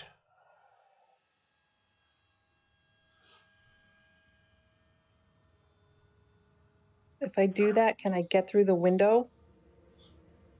Or would I be too big? What, are you gonna pick me up by my shoulders and toss me through the window? A giant eagle, you said? That's what it says. Giant eagle. I just have to make sure before I do it that I would be able. It's a large beast, so would I be able to get through the window? I guess what you'd want to do is move to the window and then polymorph as you were going through it. Yeah, but then I couldn't get in the other window, right? Then I'd be stuck outside. No, you could do it as one fluid motion. Like, we could do it more cinematic than that. Like, you're running at the window while you're casting polymorph. And then you leap through it as you complete the spell. And as you're flying through the air, that's when your body changes to the eagle and you seamlessly transition into flight. Okay, but then I'm outside and I'm saying, would I be able to get back inside? You would have whatever. I mean, you would probably be in mid-flight, in the middle of your turn, and you would have to wait until your next turn for you to have the movement that you would need to Yeah. get into the next window, right? But in terms of my size, like I assume I could kind of fold my wings or turn sideways or something and get through the window, get back in. I don't want to fly. I don't want to jump out, turn into a giant eagle, and then be caught outside I being see too what big you're to get saying. back in through the window. Would your size preclude you from getting back in? It might. The windows on the other side are closed; they would have to be opened. So your option would be to smash through it. All right, I'm just gonna try it. So, can I move the eagle? Yeah, let me give you control of the eagle.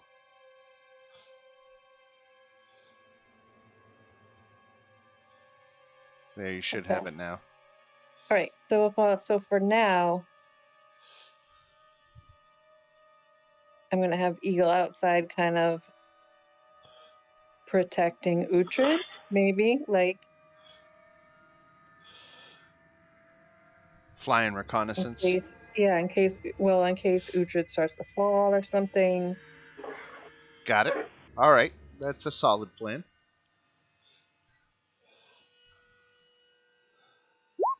All right, this Phantom Warrior no longer has Anton in flanking,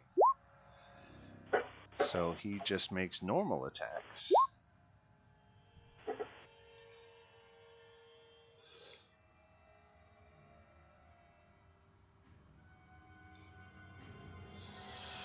$16 hit, Anton? Nope. All right.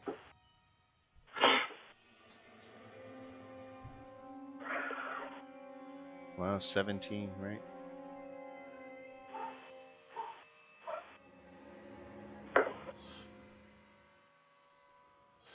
All right, this warrior has reasons in flanking, so gets to attack with advantage. Hits. Let's resolve whether it hits you. I think a disadvantage, right? I guess, or it has to be over 11, so I failed. So yeah, either way, it hit So me. it hit you for 8 force damage. And then a second attack. Does a 15 hit? Yeah, it does, right? Yeah. Okay.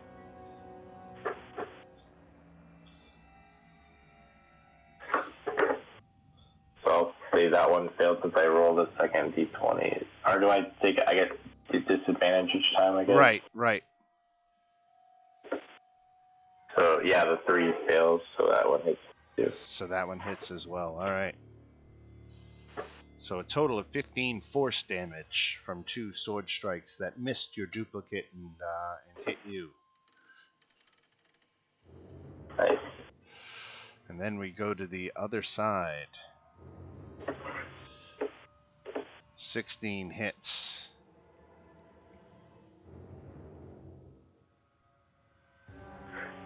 Okay. And roll with disadvantage. Hits you That one. for 9.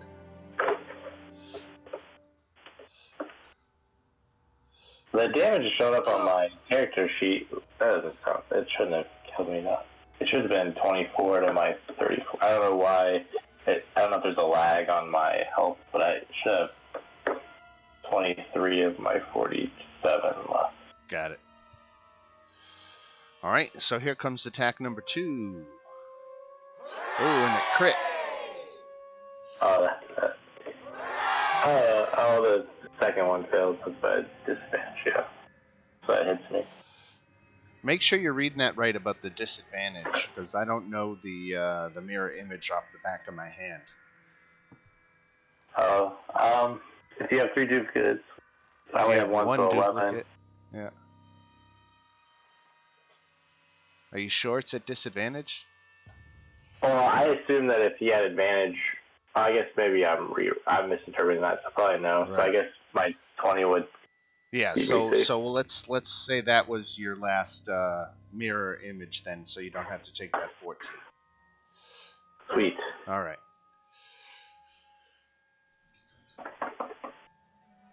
All right, Gretel. All right. I am seeing my surroundings and seeing my people like we're being overwhelmed. So I'm going to use my action this time to do Bane at second level. So I'm choosing these 4 knuckleheads to be disadvantaged.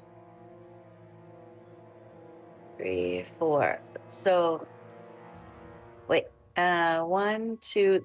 One's farthest away from me, basically. 1, 2, 3, 4. Got So it. keeping the 2 next to me, I'll keep those regular. But the Okay.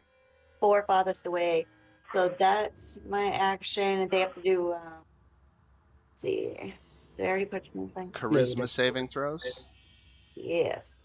All right, so we'll start with the 2 on the left top. Son of a bitch.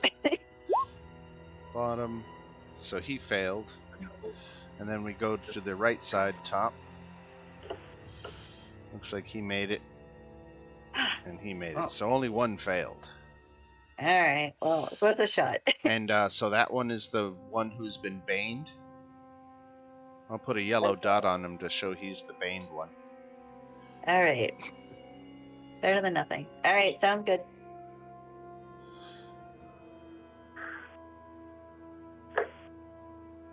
Whenever the target fails the saving throw makes an attack, target must subtract D4. Okay. All right, Zolan. Okay, so everyone didn't left me. They all ran out the window. Yeah. Gotta be a way in here. Can I try to break the wall?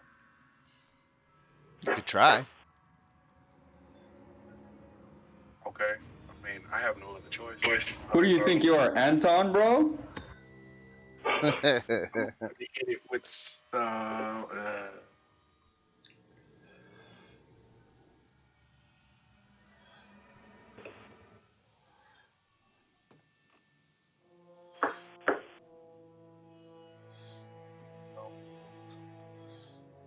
Is there? Can I like search for another way in? There's no seam in the stone. It looks like this was a magical trap, not a mechanical one. Mechanical one. It cast a spell that ended up sealing this archway with stone. It's not like some giant stone slab that was hidden in the ceiling slid down. This was like magic. Oh, this became real wall, like Right. real concrete wall. Right. Yeah. I am. I guess just gonna sit here and wait. All right. Does this with this? Oh, never mind. No. You're good. You said it's made from well, the magic made it real, correct? Right. Okay, so if I move to this door, am I able to get in there through there? Yeah. Well, I mean, Well, you're able to open that door anyway. Okay, let's open this door. I have enough movement to make it here. All right. You said those. I said you could open the door. Hey, I'm done with my movement. You're looking for an alternate route. You went, you opened the door, you took a look, you're not finding it. But yeah, there was only one way to find out. You had to look, right? Got it. All right, so this guy moves down to get Anton in advantage again. And here come the attacks. 13 misses. 12 misses, even with advantage. Terrible job. Reasons. There's no way that I can do Thunder Wave without hitting Gretel, right? So, I'll cast Shatter behind these two guys. To the left, got it. Yeah. And those are Constitution saving throws. Correct.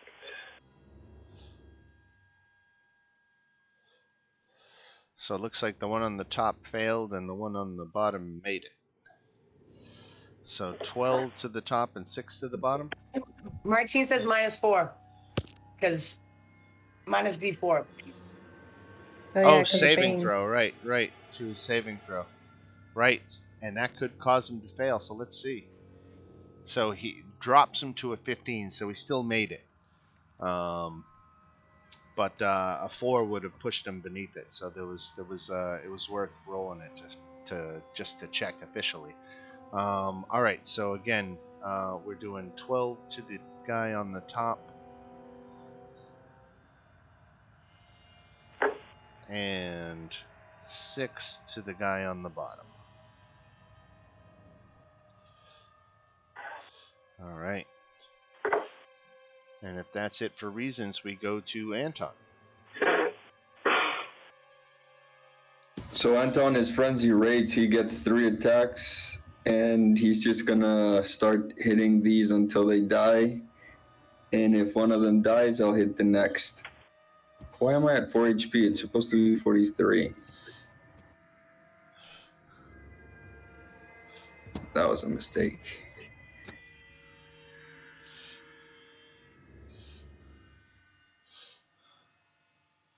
So attacking which one? The one on the left?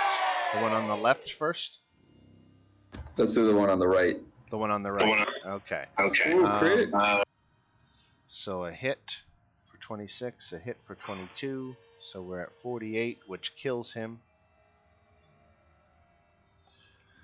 And then the third hit, who did you want to direct that one at?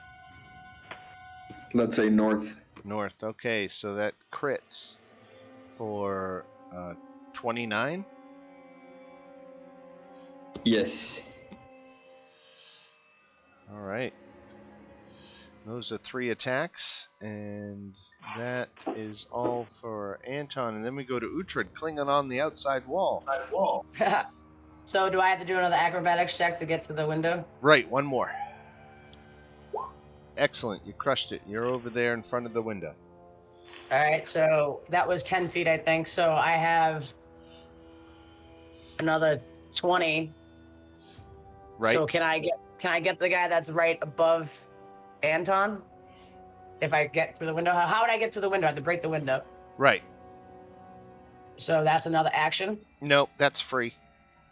Okay. So I break the window. Yeah. Do I have to do anything for it? Nope. Do you want me to do like athletics? No, it's just glass, so you get right through it. Right. So 5, and then you got 10, 15, 20. That's how close I think you can get with all your remaining movement. You've got nothing left when you get there. All right, so then actually I'm going to stay by the window for now. Okay. The action was my movement, so I can't hit him with anything. So I'm going to stay where I am, and call it there. All right. All right. This Phantom Warrior, because of Anton's recklessness, gets to attack with advantage. And manages to hit you for 5 points of force damage.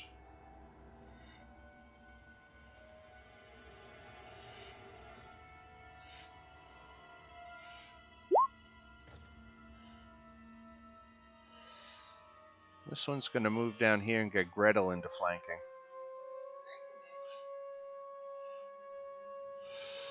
And attack with its long sword. Minus a d4. This is what makes the difference, because your armor class is 21, right? Yep. All right, so let's see how many minus. Nice. All right, so here comes his second attack. 23. Same thing. Let's see what he does. Oh. 21. He still hits. So he hits for 6 force damage. Okay, thanks. Now you have to make a concentration check, which is a constitution save. All right, so this plus my charisma. So whatever this is, and then plus 4. Okay, so, you made the check. sorry. So the Bane, you've maintained concentration on the Bane. So it's 12 plus 4, sorry. Right. So your concentration check passed. And then we come back to Eagle Elena. All right. So I'll kind of turn and fold my wings and do what I need to do to fly in the window. Okay, you dive in through the window, and it's a tight fit, but you squeeze in.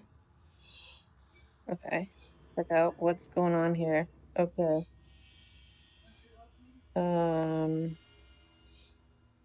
Looks like I'll go after. How high are the ceilings, by the way? 20 foot.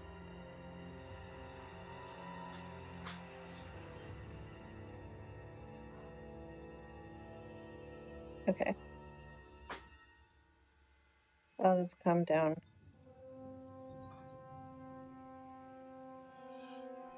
This guy.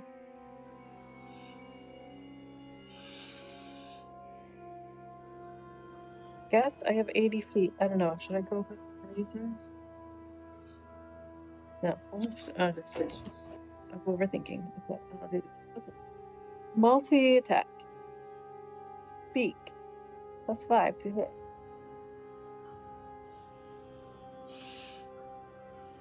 Okay.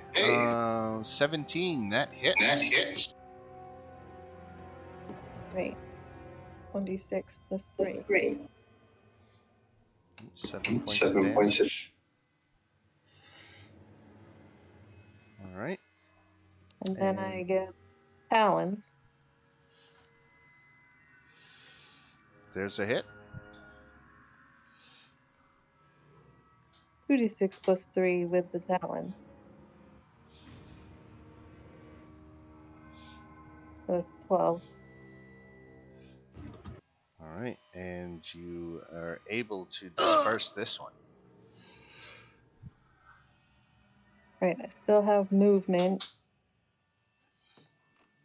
Now, getting into this hallway might, with Anton in the way, might prove problematic.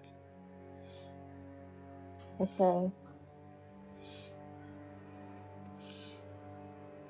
I can't go kind of above Anton. No, because the doorway really restricts you here.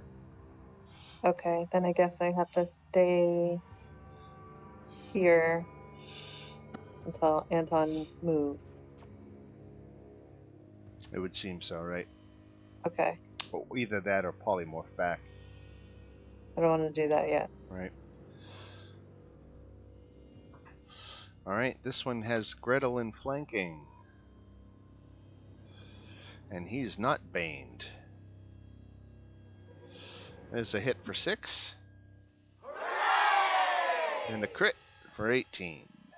So 24 points of damage altogether, Gretel. And gonna need you to make 2 concentration checks. And that's again Constitution saving throw, no advantage. All right, so you failed your concentration check, so the Bane spell drops. That effect is no longer on. Even though both of those are +4. For your these are already factored into your saves. When you look at your saves, all those extra pluses are already factored in. Oh, like my +4 is like my it's my Yeah, your Constitution saving throws are +6, and you're not even proficient in them. That's already representing the bonus of your aura of protection. I think that's factoring that in. Oh, okay. So you don't have to do it twice. That's what's making it +6. But I have like +11 in charisma, and that's not anything with my. Oh, maybe okay. All right, I'm on. So yeah, so the concentration check fails there, and he does a total of 24 points of damage. So if you took that damage, we move on to the next one who has reasons in flanking.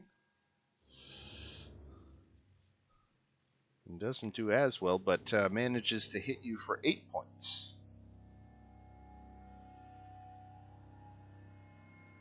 Sorry, that was to me?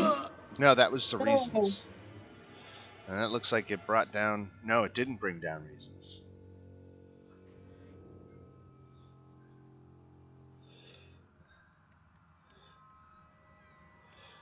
All right. And then we go to Gretel. All right, I'm gonna try to hit this one.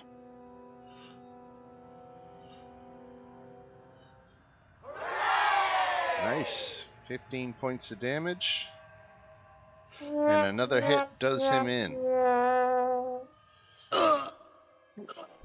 Wait, one second. Yeah. All right, about a guys month. are turning, guys. We got this. All right, Zolan. Zolan's feeling really useless. Is it possible for me to go up the stairs to see Yeah. if there's a way to go down them? Yeah, if you want. Let me check my distance. Hold on. I can walk in here, then go up. Okay. You want to go up the stairs?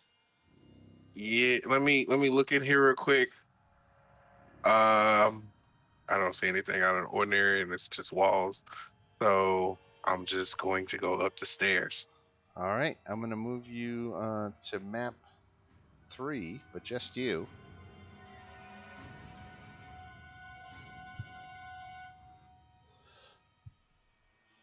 Hell no, put me back down. What is it? Not getting to them.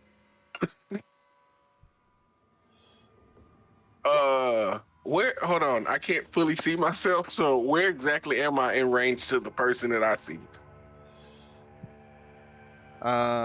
You see him? I see him. How is that you see him? Everything's closed.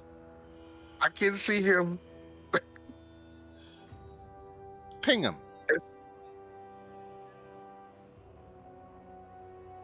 I can see him. Can you ping him It's for me? like- Ping him for me. My ping is black, so I'm gonna ping over here on the other side of the map, and it's gonna be he's to the right of my ping. Are we sure we're on the right page together? I am on area 0. I mean area Q. There's I can see the ballisties. I can see I can read his name to you. You want me to do that? Oh, Sir Damien Hargrove, right? Uh-huh. How come And you he's can see standing that? by a broken ballistic. Yeah, all right. So you're seeing the roof. And I don't know why Yeah. you're seeing the roof, because your token's not on the roof. Your token's down here. I don't understand why I can see that either, but It's got to okay. be a Roll20 glitch. Okay. Yeah, so you're seeing not that's not the 3rd floor. That's the roof. Okay, cool. So you do not see him, as a matter of fact. I don't Whatever, see him. This is broken. So I'll just describe what you see. I'll get you off of this page. It's got to be a Roll20 glitch. So let's put you back over here with everybody. So you come up to the top of the stairs, and there is a drawn curtain covering the hallway. And when you look past it, you can look down a hallway. You see some double doors to your north, and a bunch of rubble, like the ceiling is caved in further on down the hallway, straight ahead of you. And I see the group at the bottom. No, you are see no hint of a way down. I'll go back downstairs and wait on them. All right. And that's the end of my turn. Okay. That was fun.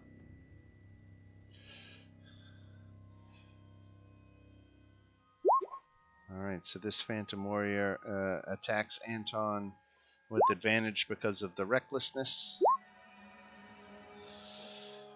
And does a pitiful job of it. The dice are not with me today. Well, again, I've had some crits too, so I guess I can't complain too much. Reasons. I'll use mass healing word on all that I can within 60 feet. On all of us. So 6 hit points for everybody. Yeah. And then I will use Thunderclap, my cantrip, on the guy to my left.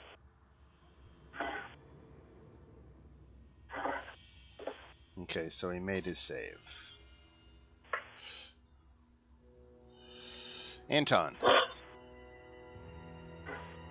I'm trying to refresh the page because it just blacked out. Yeah.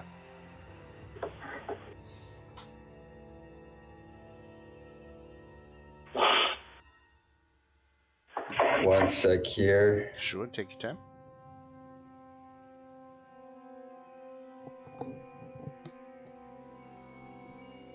Okay, there we go. So I'm gonna finish off the dude on the left.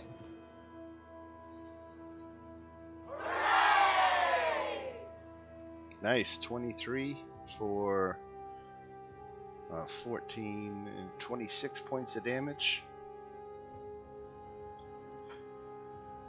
And one more if that didn't kill it. And 13 doesn't hit. Can I use this card that I have to reroll that attack? Yes, you can. 14 still misses. And the frenzy attack. God damn. Right. Rotten luck. Uhtred, who busted in the window. So, I was gonna hit the guy that's next to Anton with my longbow. Okay. You want advantage? You have to. Just missed. That one hit. For 9 points of damage. Good shot. With, yes, sneak attack does apply, so 14 altogether. Very nice shot. This Phantom Warrior is down and out. This guy...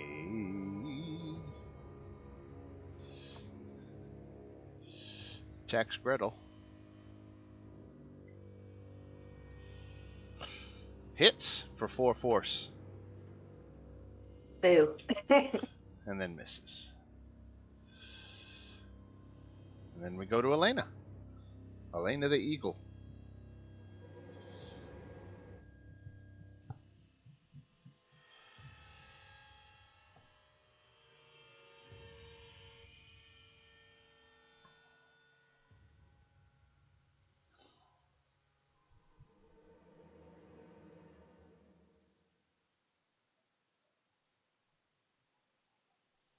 I was muted again. Oh. So I guess I can't reach anybody because I still can't move in the hallway. Correct. I mean, unless I suppose if you landed, you could do a bird hop and get your way down there, I guess. But you wouldn't be flying anymore. Okay. Can I mean, as long as I can still attack, I just want to. Yeah, I will give When you I- your beak attack, but not your talons. This guy. Yeah. All right, then I'll tag that guy on my beak. Okay.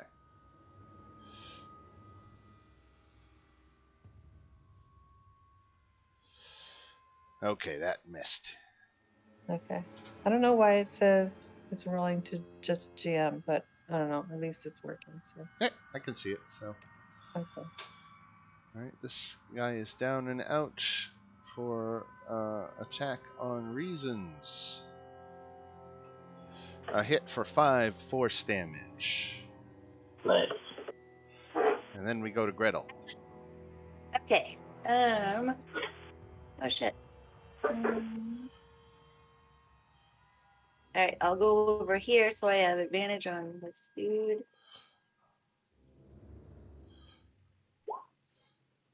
There's a hit. So I should do my roll, blah blah blah.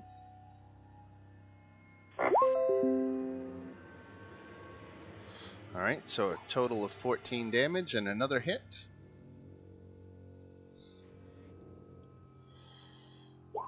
For 20, which does him Nice. in. Very nice. Woot.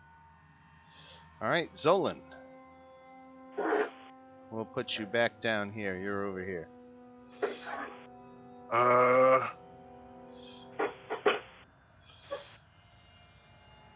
You know what?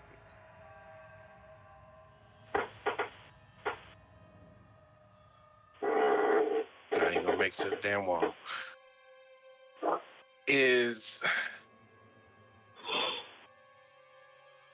Let me move to this wall.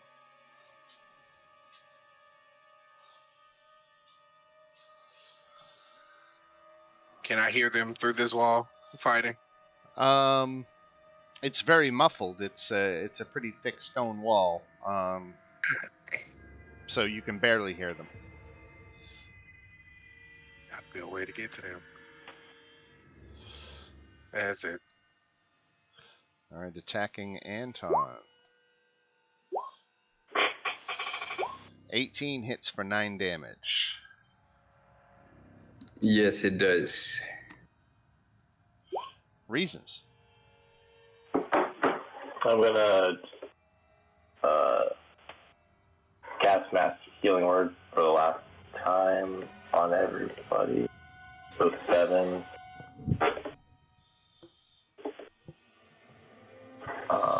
And then I will. Can I then also move over here and do Thunderclap on this guy? Sure.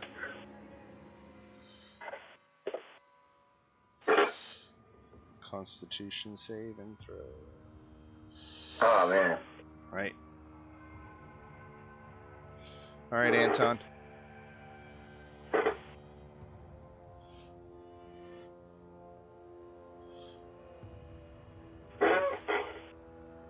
All right, here we go.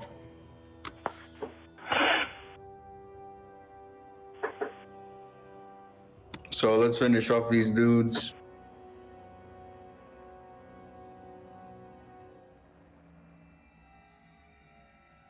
$13 misses.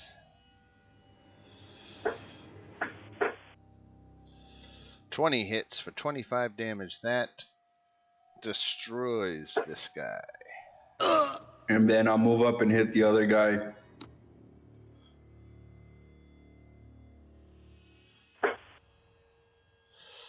For 24.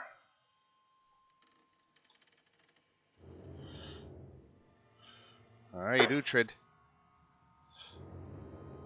All right. So I am gonna charge up to. I think I can go up to here, and I can still hit this guy, right? Right. So stand on this dead guy. Can she stand on Anton and get advantage or no? No. And I'm gonna hit him with my magical battle axe.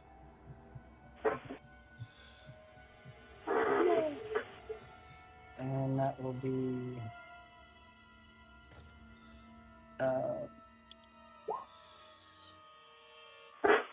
Okay, 10. and I gotta do damage for the first one because I hit him twice, so let me do damage for the first one. Right.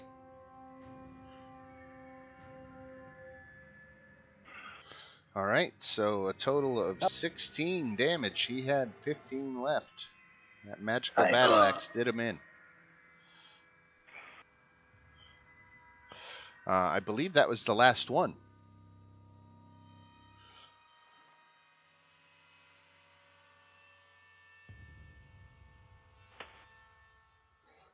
Uhtred standing on this one, right? So that was 7 of them. Let me do some quick math here. That's 2900 divided by 7.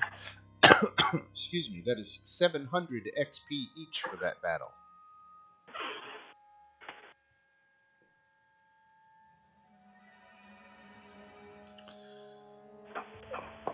After 10 minutes elapse, the stone wall that appeared and sealed off the corridor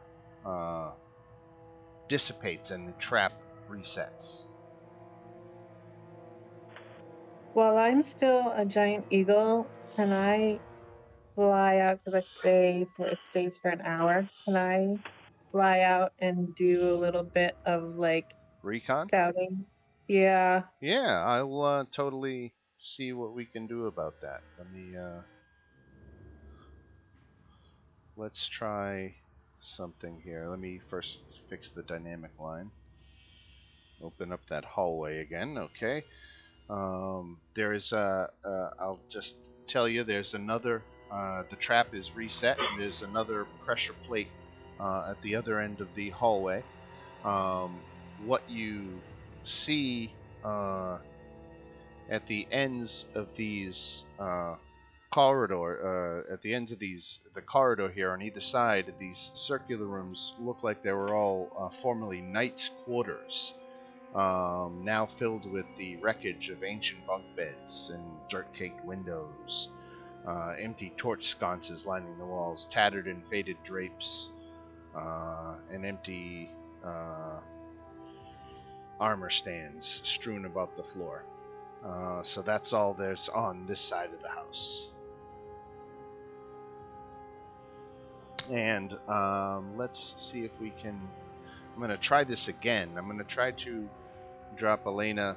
I'm going to try to put you on the. Basically, I'll give you a view of the roof for free. I'm going to try to drop your token here on the roof of our Ginvost Halt.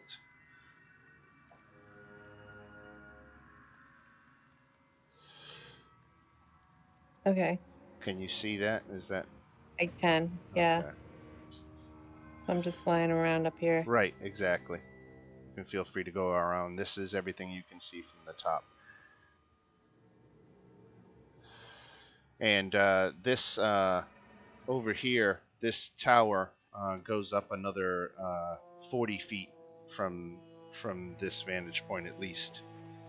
It might even be more. I just know there's at least 2 floors of tower above this one. Okay. Or I'll put you over here. This is the actual tower.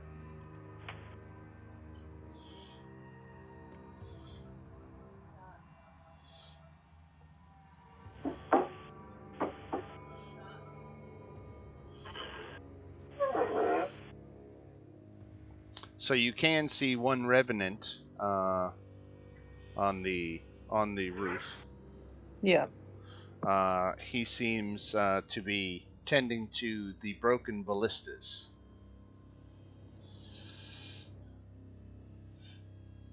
Okay. I can't even talk to him or anything, and I don't want to be up here all by myself, so I'm just taking a look around, and then I'll go back down. There's the large hole in the roof too that opens itself into the 3rd floor. You can see into there. You could probably even fly down into that hole if you wanted.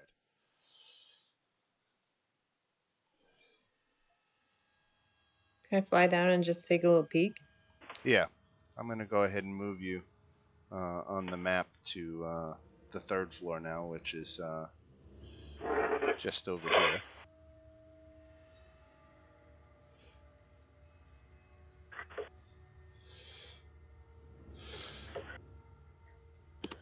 There was nothing in the rooms right here by the traps, right? Let me come back to you after I... Elena, do you see that in the 3rd floor now? Yep.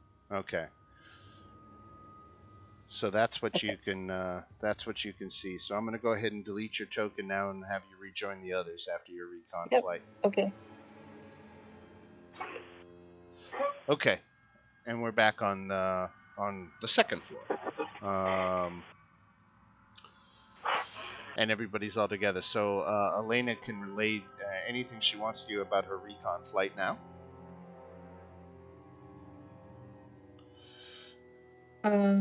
Actually, I can't because I'm still an eagle. Oh. I guess I just wanna stay an eagle long enough to fly over the trap. Well, now that you know it's there, you can avoid it. Okay. Right. Then I will drop eagle. Okay. Okay. So guys, there's at least 2 more revenants. There's one on the 3rd floor and there's one on the roof. Definitely. I didn't explore the whole 3rd floor, but where I was, I saw one guy.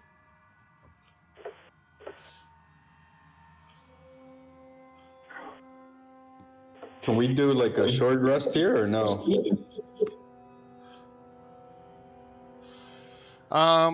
Yeah, you could definitely lock yourselves in one of these rooms, especially, and get in a short rest.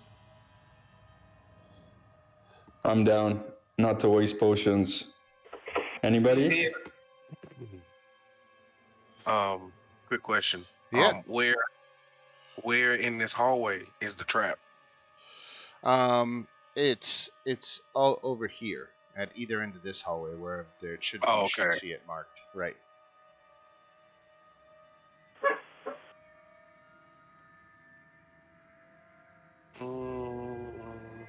Okay, so we can go. I know these 2 rooms. I've checked this room over here to the left, and I've checked this room. Well, this room now has an open window, but there's 3 beds, so we can lock each other in. You know.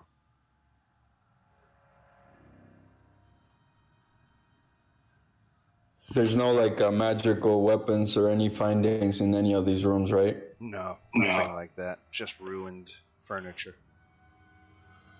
All right, cool. So let's do a short rest.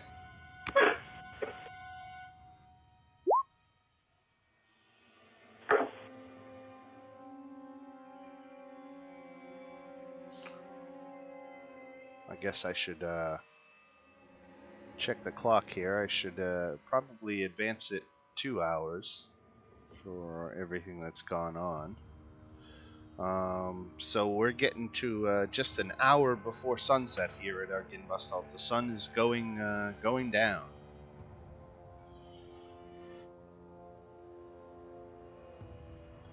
Do we get blue cards if we crit on a hit dice? Mm-mm. Only D20 rolls. All right, cool.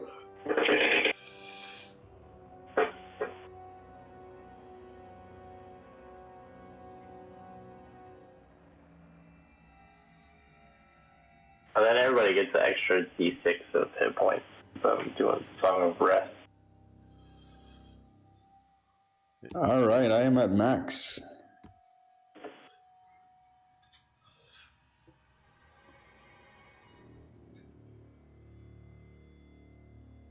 Did we check this room on the left? Zolan did. Nada? Nothing. All right, let's go kick some butt upstairs.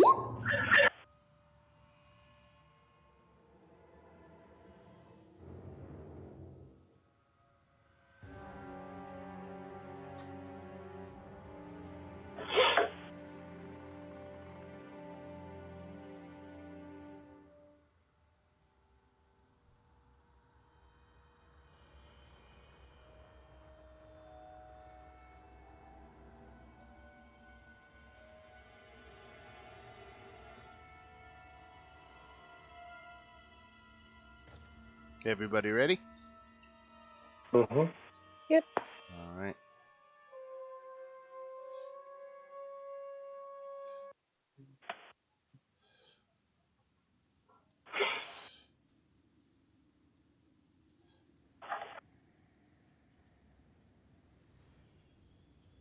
It's showing the roof again. I'm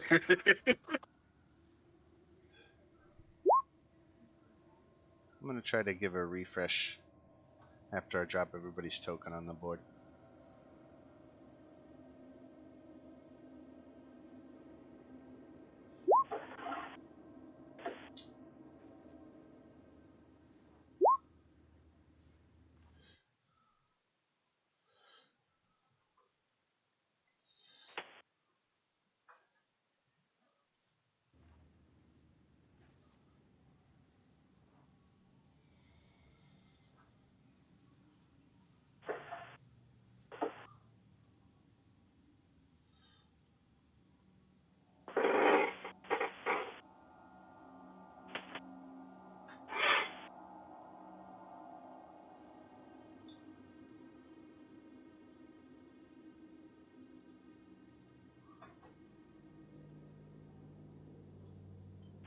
Can't move me.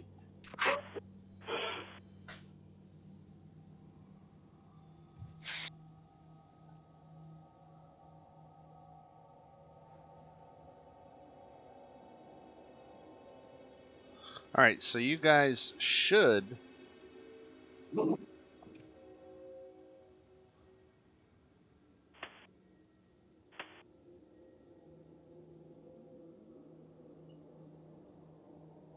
I wonder why it's still showing the roof, huh? And we can't go any further than the stairs. Right. Okay. Let me fix that. I'll move this curtain here so you can at least do that. Now, Okay. one of you is perceptive as all get out. I want to say when I was reviewing all of your skills that it was Zolan that you crush perception with a passive perception of 18, right? Huh? So you notice the seams of a secret door in the south wall at the top of the stairway before you go out.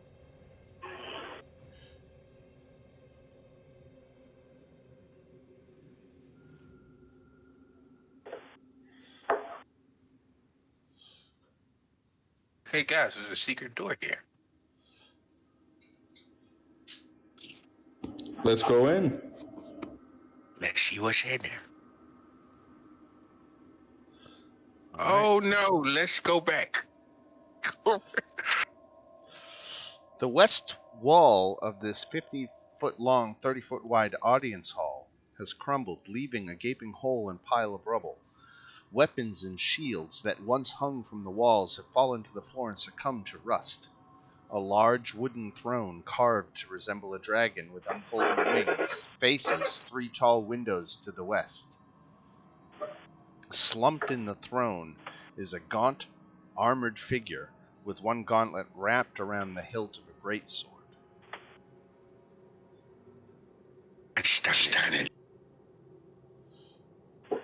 That's a nice sword you got there, buddy. Oh Lord. Anton has put his eyes on your sword. Is he alive? No, he's another revenant.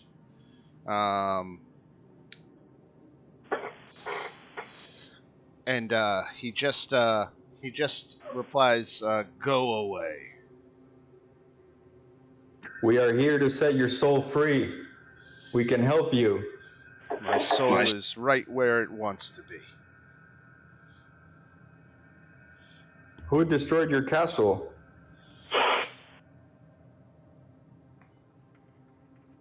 If you have come to destroy me, know this. I perished defending this land from evil over 4 centuries ago, and because of my failure, I am forever doomed. If you destroy this body, my spirit will just find a new corpse to inhabit, and I promise I will hunt you down. You cannot free me from my damnation, and nor would I wish it. We're not here to attack you. We're here to help you. I don't need your help. Go away. Why don't you want to be freed from your damnation?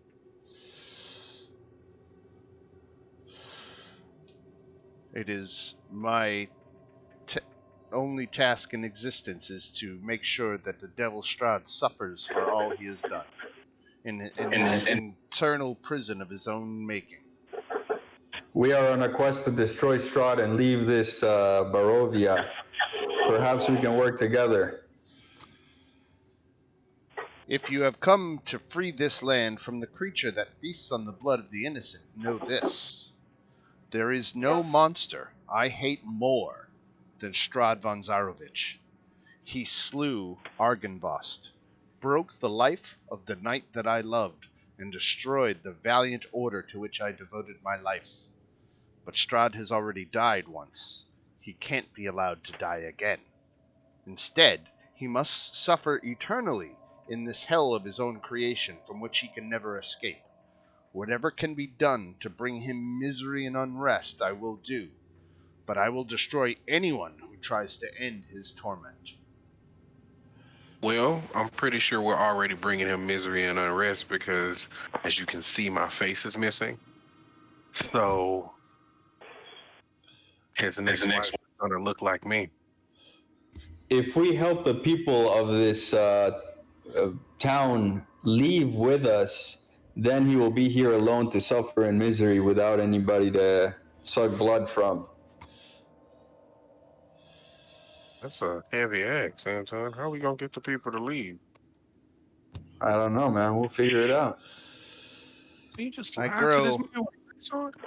I grow impatient at your pestering. Be gone. Damn. Yeah, man.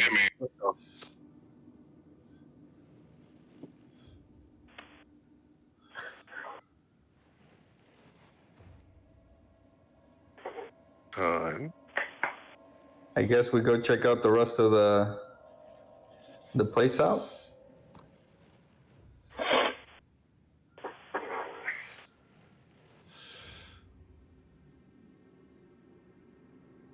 So, Elena, as you go down the hall there, you can see you're at the part of the building where the roof has collapsed, creating the 20-foot diameter gaping hole with broken rafters bisecting it. There are dark storm clouds rolling across the sky overhead, and the floor is piled with rocks, broken tiles, shattered beams, and other debris. Beneath the rubble lie a sagging floor and puddles of rainwater. The ceiling here is 20 foot high, and all the rubble represents difficult terrain.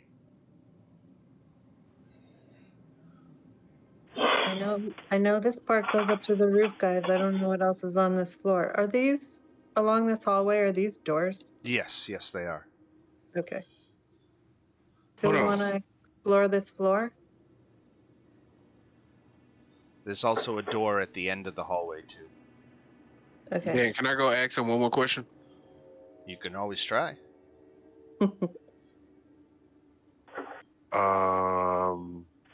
Sir Valdemir? Vladimir, yes. Sir Vladimir. You said you wanted there's no other enemy to Strahd, but yet do we wait before I ask the question? Do we know downstairs the three things that we killed were those vampires? Revenants, not vampires. More like intelligent zombies than vampires. Okay, but okay. So Valdemir, there were three revenants downstairs. Um, shouldn't you protect this whole place from that? Those were my knights, and they were only defending their home against the invaders. That's I'm you. guessing. Okay, cool. They still down there. All right. If you destroy their bodies, they'll just find new ones to inhabit. They'll be back. Come on, man. How? How?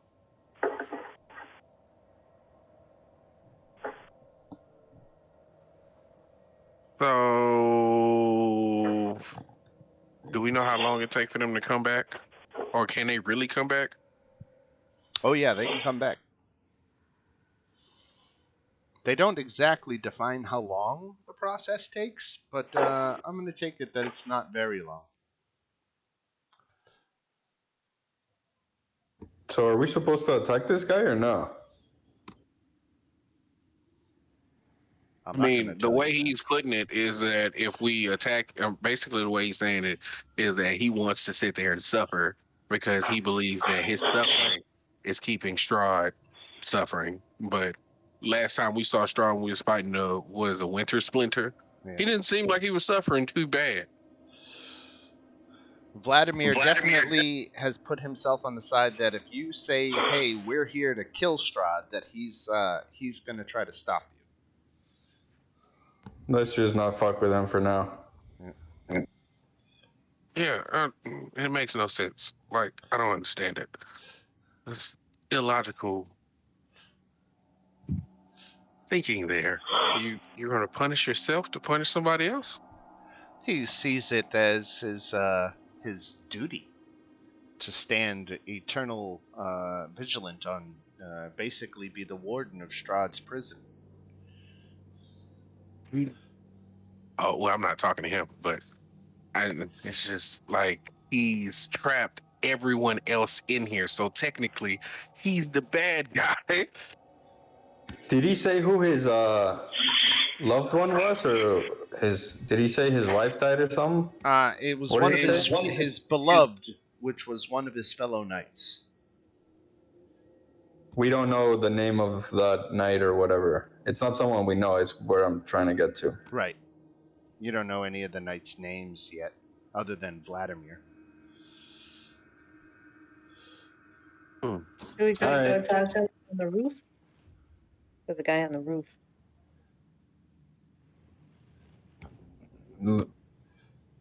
Yeah, I guess. Do we?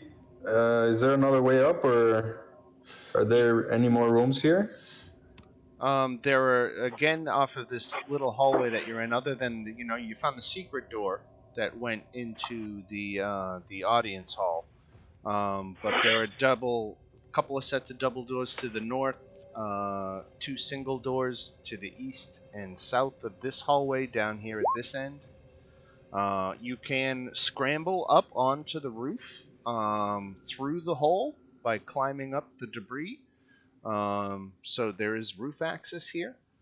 And then, of course, you have the whole other half of the building, which is collapsed, but so far you haven't looked up here on that side.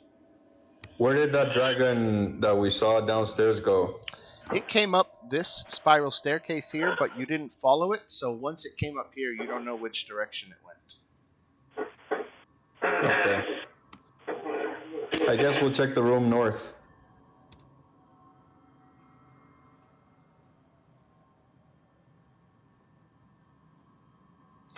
So through the dust and cobwebs, you see faded war banners adorning the walls of a spacious chamber, in the center of which stands a heavy wooden table.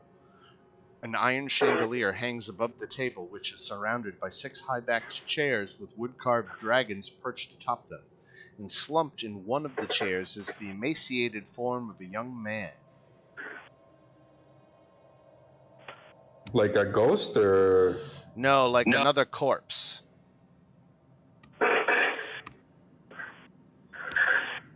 What business do you have here?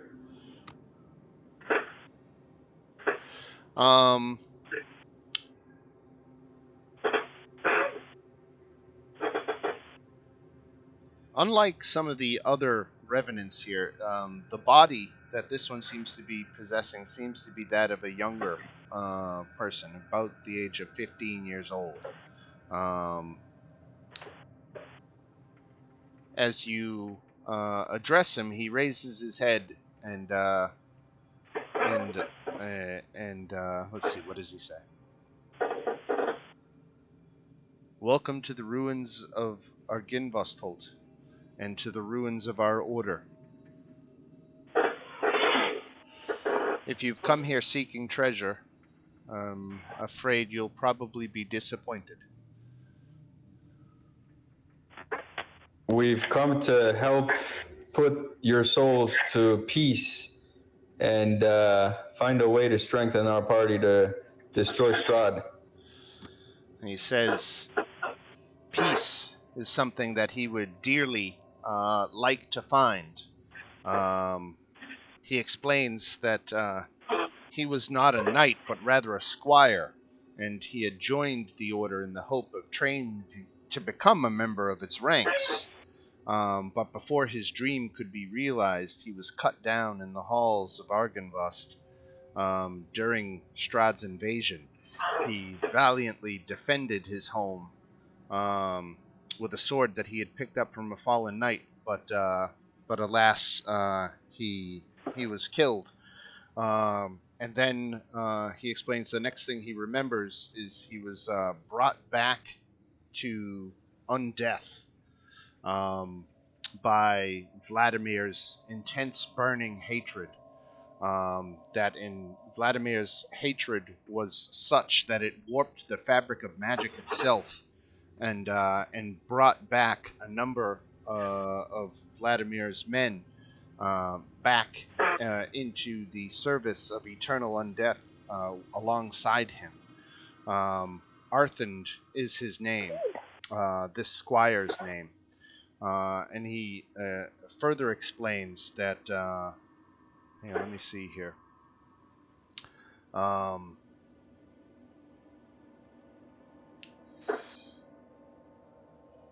Where is it? So he can feel the weight of the years pressing upon him, and his grip on his humanity is slipping.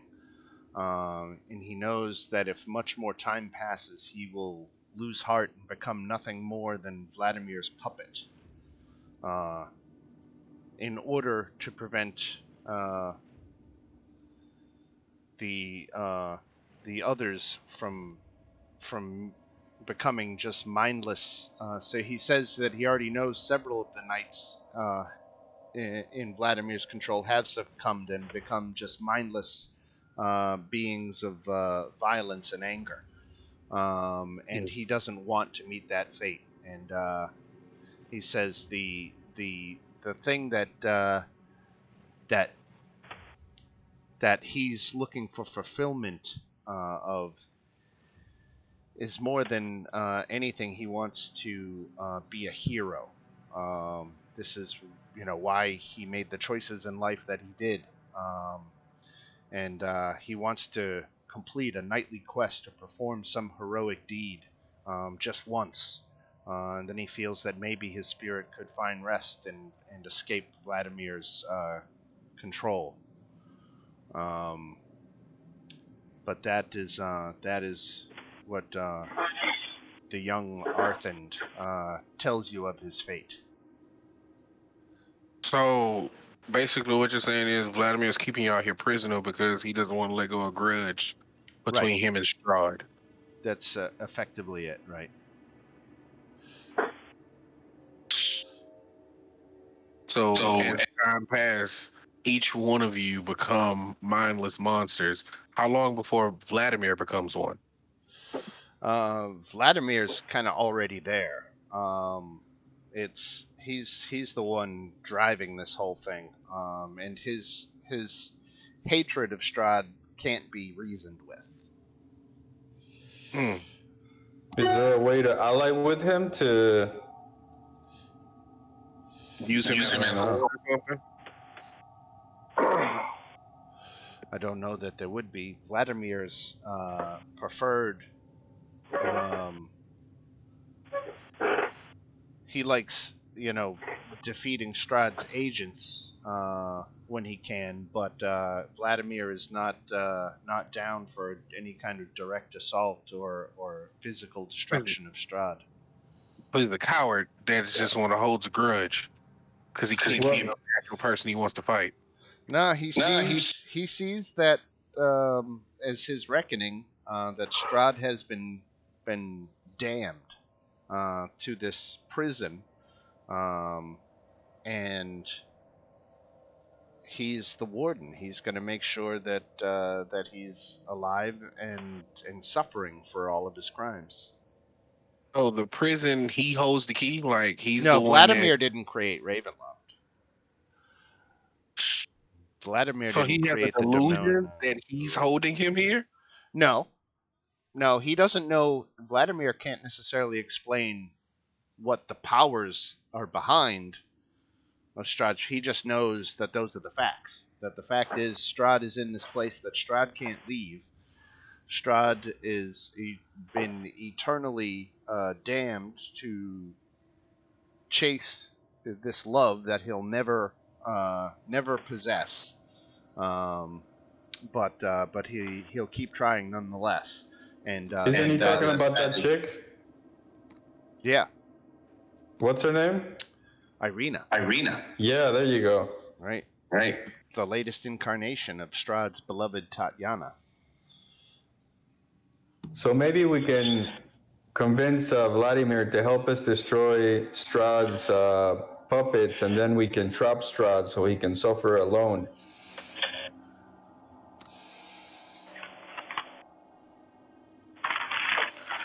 Yeah, but he just said that his anger can't be reasoned with.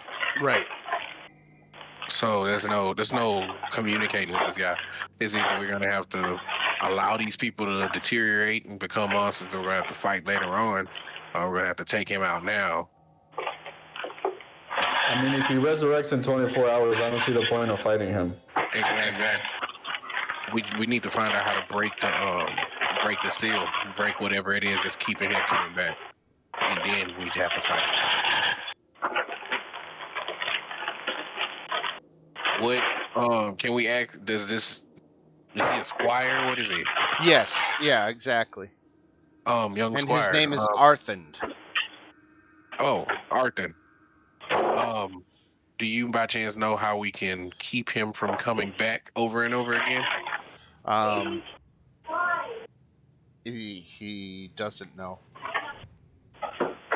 Okay.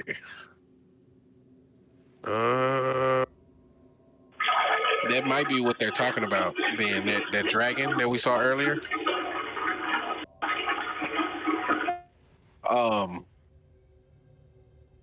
The dragon that we saw earlier, they might be talking about that we need to release these people.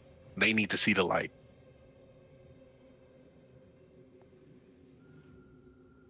Yeah, very well could be that. So we need to figure out how to set them free. Well, he's told you about what his dream is. He says his spirit could find peace if he were to only just perform, a single nightly heroic deed.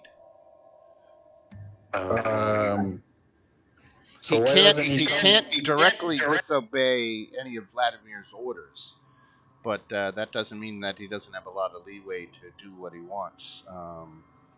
Well, we're not going to we're not going to kill Vladimir right now. We're searching the area, but when we leave, what is the definition of a heroic act? He can help us kill stuff in this mansion, and then, but not Vladimir, and then I guess that's heroic, no? Yeah, he says he won't fight any of the other knights. Okay, so it has to be something outside of this. So he can't fight anything here. Can he leave the place? He can. All right, buddy, why don't you tag along, and we'll find you a heroic deed to perform after we're done inspecting this castle. All right, we leave him here. Arthend is down for that, and he will accompany you. We should have left him here. We still got to fight the other people. Well, he can just stay back, I guess. Yeah, if we run into anybody else, he's going to be on their side because he has to help them, right?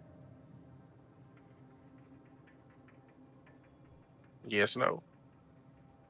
I don't know. Maybe, I don't know. I'll say he's perfectly safe here. Leave him here, and then as we come down, we can scoop him up on our way out. Okay, I'm down for that. There's another door in the back end of this room, and then there's a door over on this side, just in case you can't see it. Anton, kick. I'll go ahead and open both of them. So in the top corner there, is a circular room with cracked windows. The light falls on a large dust-covered bed in the center of the room. A corpse-like figure sits on the edge of the bed, his head and face hanging down towards the floor. He looks despondent. And he looks up and lifts his head in your direction and asks why you, the living, disturb the dead. We got to do the spiel again. We're here to set your soul free and see how we can help you rest in peace for eternity, my good friend. This guy introduces himself as Sir Godfrey Gwillem. He was Vladimir's beloved, and it was his love that in death allowed him and some of the other knights to retain their humanity. Now Godfrey serves Vladimir in death and awaits with the apprehension the loss of his mind and soul. Godfrey's only unfinished business is the redemption of his beloved, and as such, there's probably not much you can do to help him feel. He's just lamenting the fact that Vladimir doesn't even remember their love anymore. He is so consumed with his hatred of Strahd. Does he know how we could put Vladimir to rest? He doesn't. He says there's hope for the other knights, but he fears that his love is beyond reach.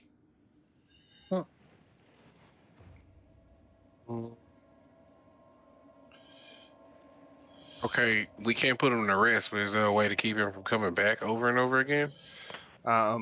Such is the nature of Vladimir's hatred that their spirits just find new corpses to inhabit, and it's something they can't control. Okay. Well, is there anything he can help us with to continue to torture Strahd, I guess? Isn't that what they like? Well, that's Vladimir's deal. His men don't necessarily all, especially the ones who have maintained a sense of themselves. They're dutifully following their commanding officer, but they don't necessarily share the same vision. Well, we have the squire, and he says that he wants to complete an heroic act. Is there anything you want to complete before you lose yourself? He just wants Vladimir to finally know rest, so that they might remain, rekindle something of their love in a peaceful afterlife. That's a tough sale. Okay. I don't know what to do with that. Yeah. We would like to help you. We need to know how to do that. Well, for Sir Godfrey, unfortunately, there's probably not much that can be done, and he expresses that much to you. But he says there is hope for the others, and he leaves it at that. And there are others. Yeah, there's a guy. There's still a guy on the roof. Maybe he knows. Someone's got to know. Anything else you could tell us about any other beings in this castle that we have not encountered yet? He says, well, you very well might find Sir Robin somewhere on this floor. And then he says that you'll find, certainly be likely to find Sir Eric up in the Beacon Tower. And he believes that Sir Damien is on the roof. Are they reasonable, or are they just looking they to still attack? have maintained a sense of their humanity. Ah, okay. Nice. Is there a group that has lost their humanity He says that we should know about? Yes, he knows that some of the other knights, and they tend to congregate down in the chapel. You might want to avoid them. We have set their spirits free. Only temporarily. They'll be back. Oh, damn. All right, let's go talk to the other folks, I guess. I guess that is where we will we'll call it for this week. After talking with Arthand and Sir Godfrey over here, and kind of finding out a little bit about the knights who remain here at our Ginvast we'll, like I said, we'll call it right there, where you still have 3 knights to talk to: Sir Robern, Sir Eric, and Sir Damien. But we'll find out what their unfinished business is next week. Okay. All right. So thanks again, everybody, for a fun Saturday morning D&D Warrior crew. I love it, and you guys have yourselves a good one. I know I got a nice big barbecue party, backyard party, pool party thing that I'm going to for the rest of the day. So I'm going to get my drink on, and seems like I got a nice sunny, warm day. So I'm going to enjoy the hell out of it, and I hope you all do too. Thank All you. right. Yeah, awesome. Thanks, guys. Thanks, guys. All right. Bye bye. All right. Until next Saturday. We'll see you then. All right.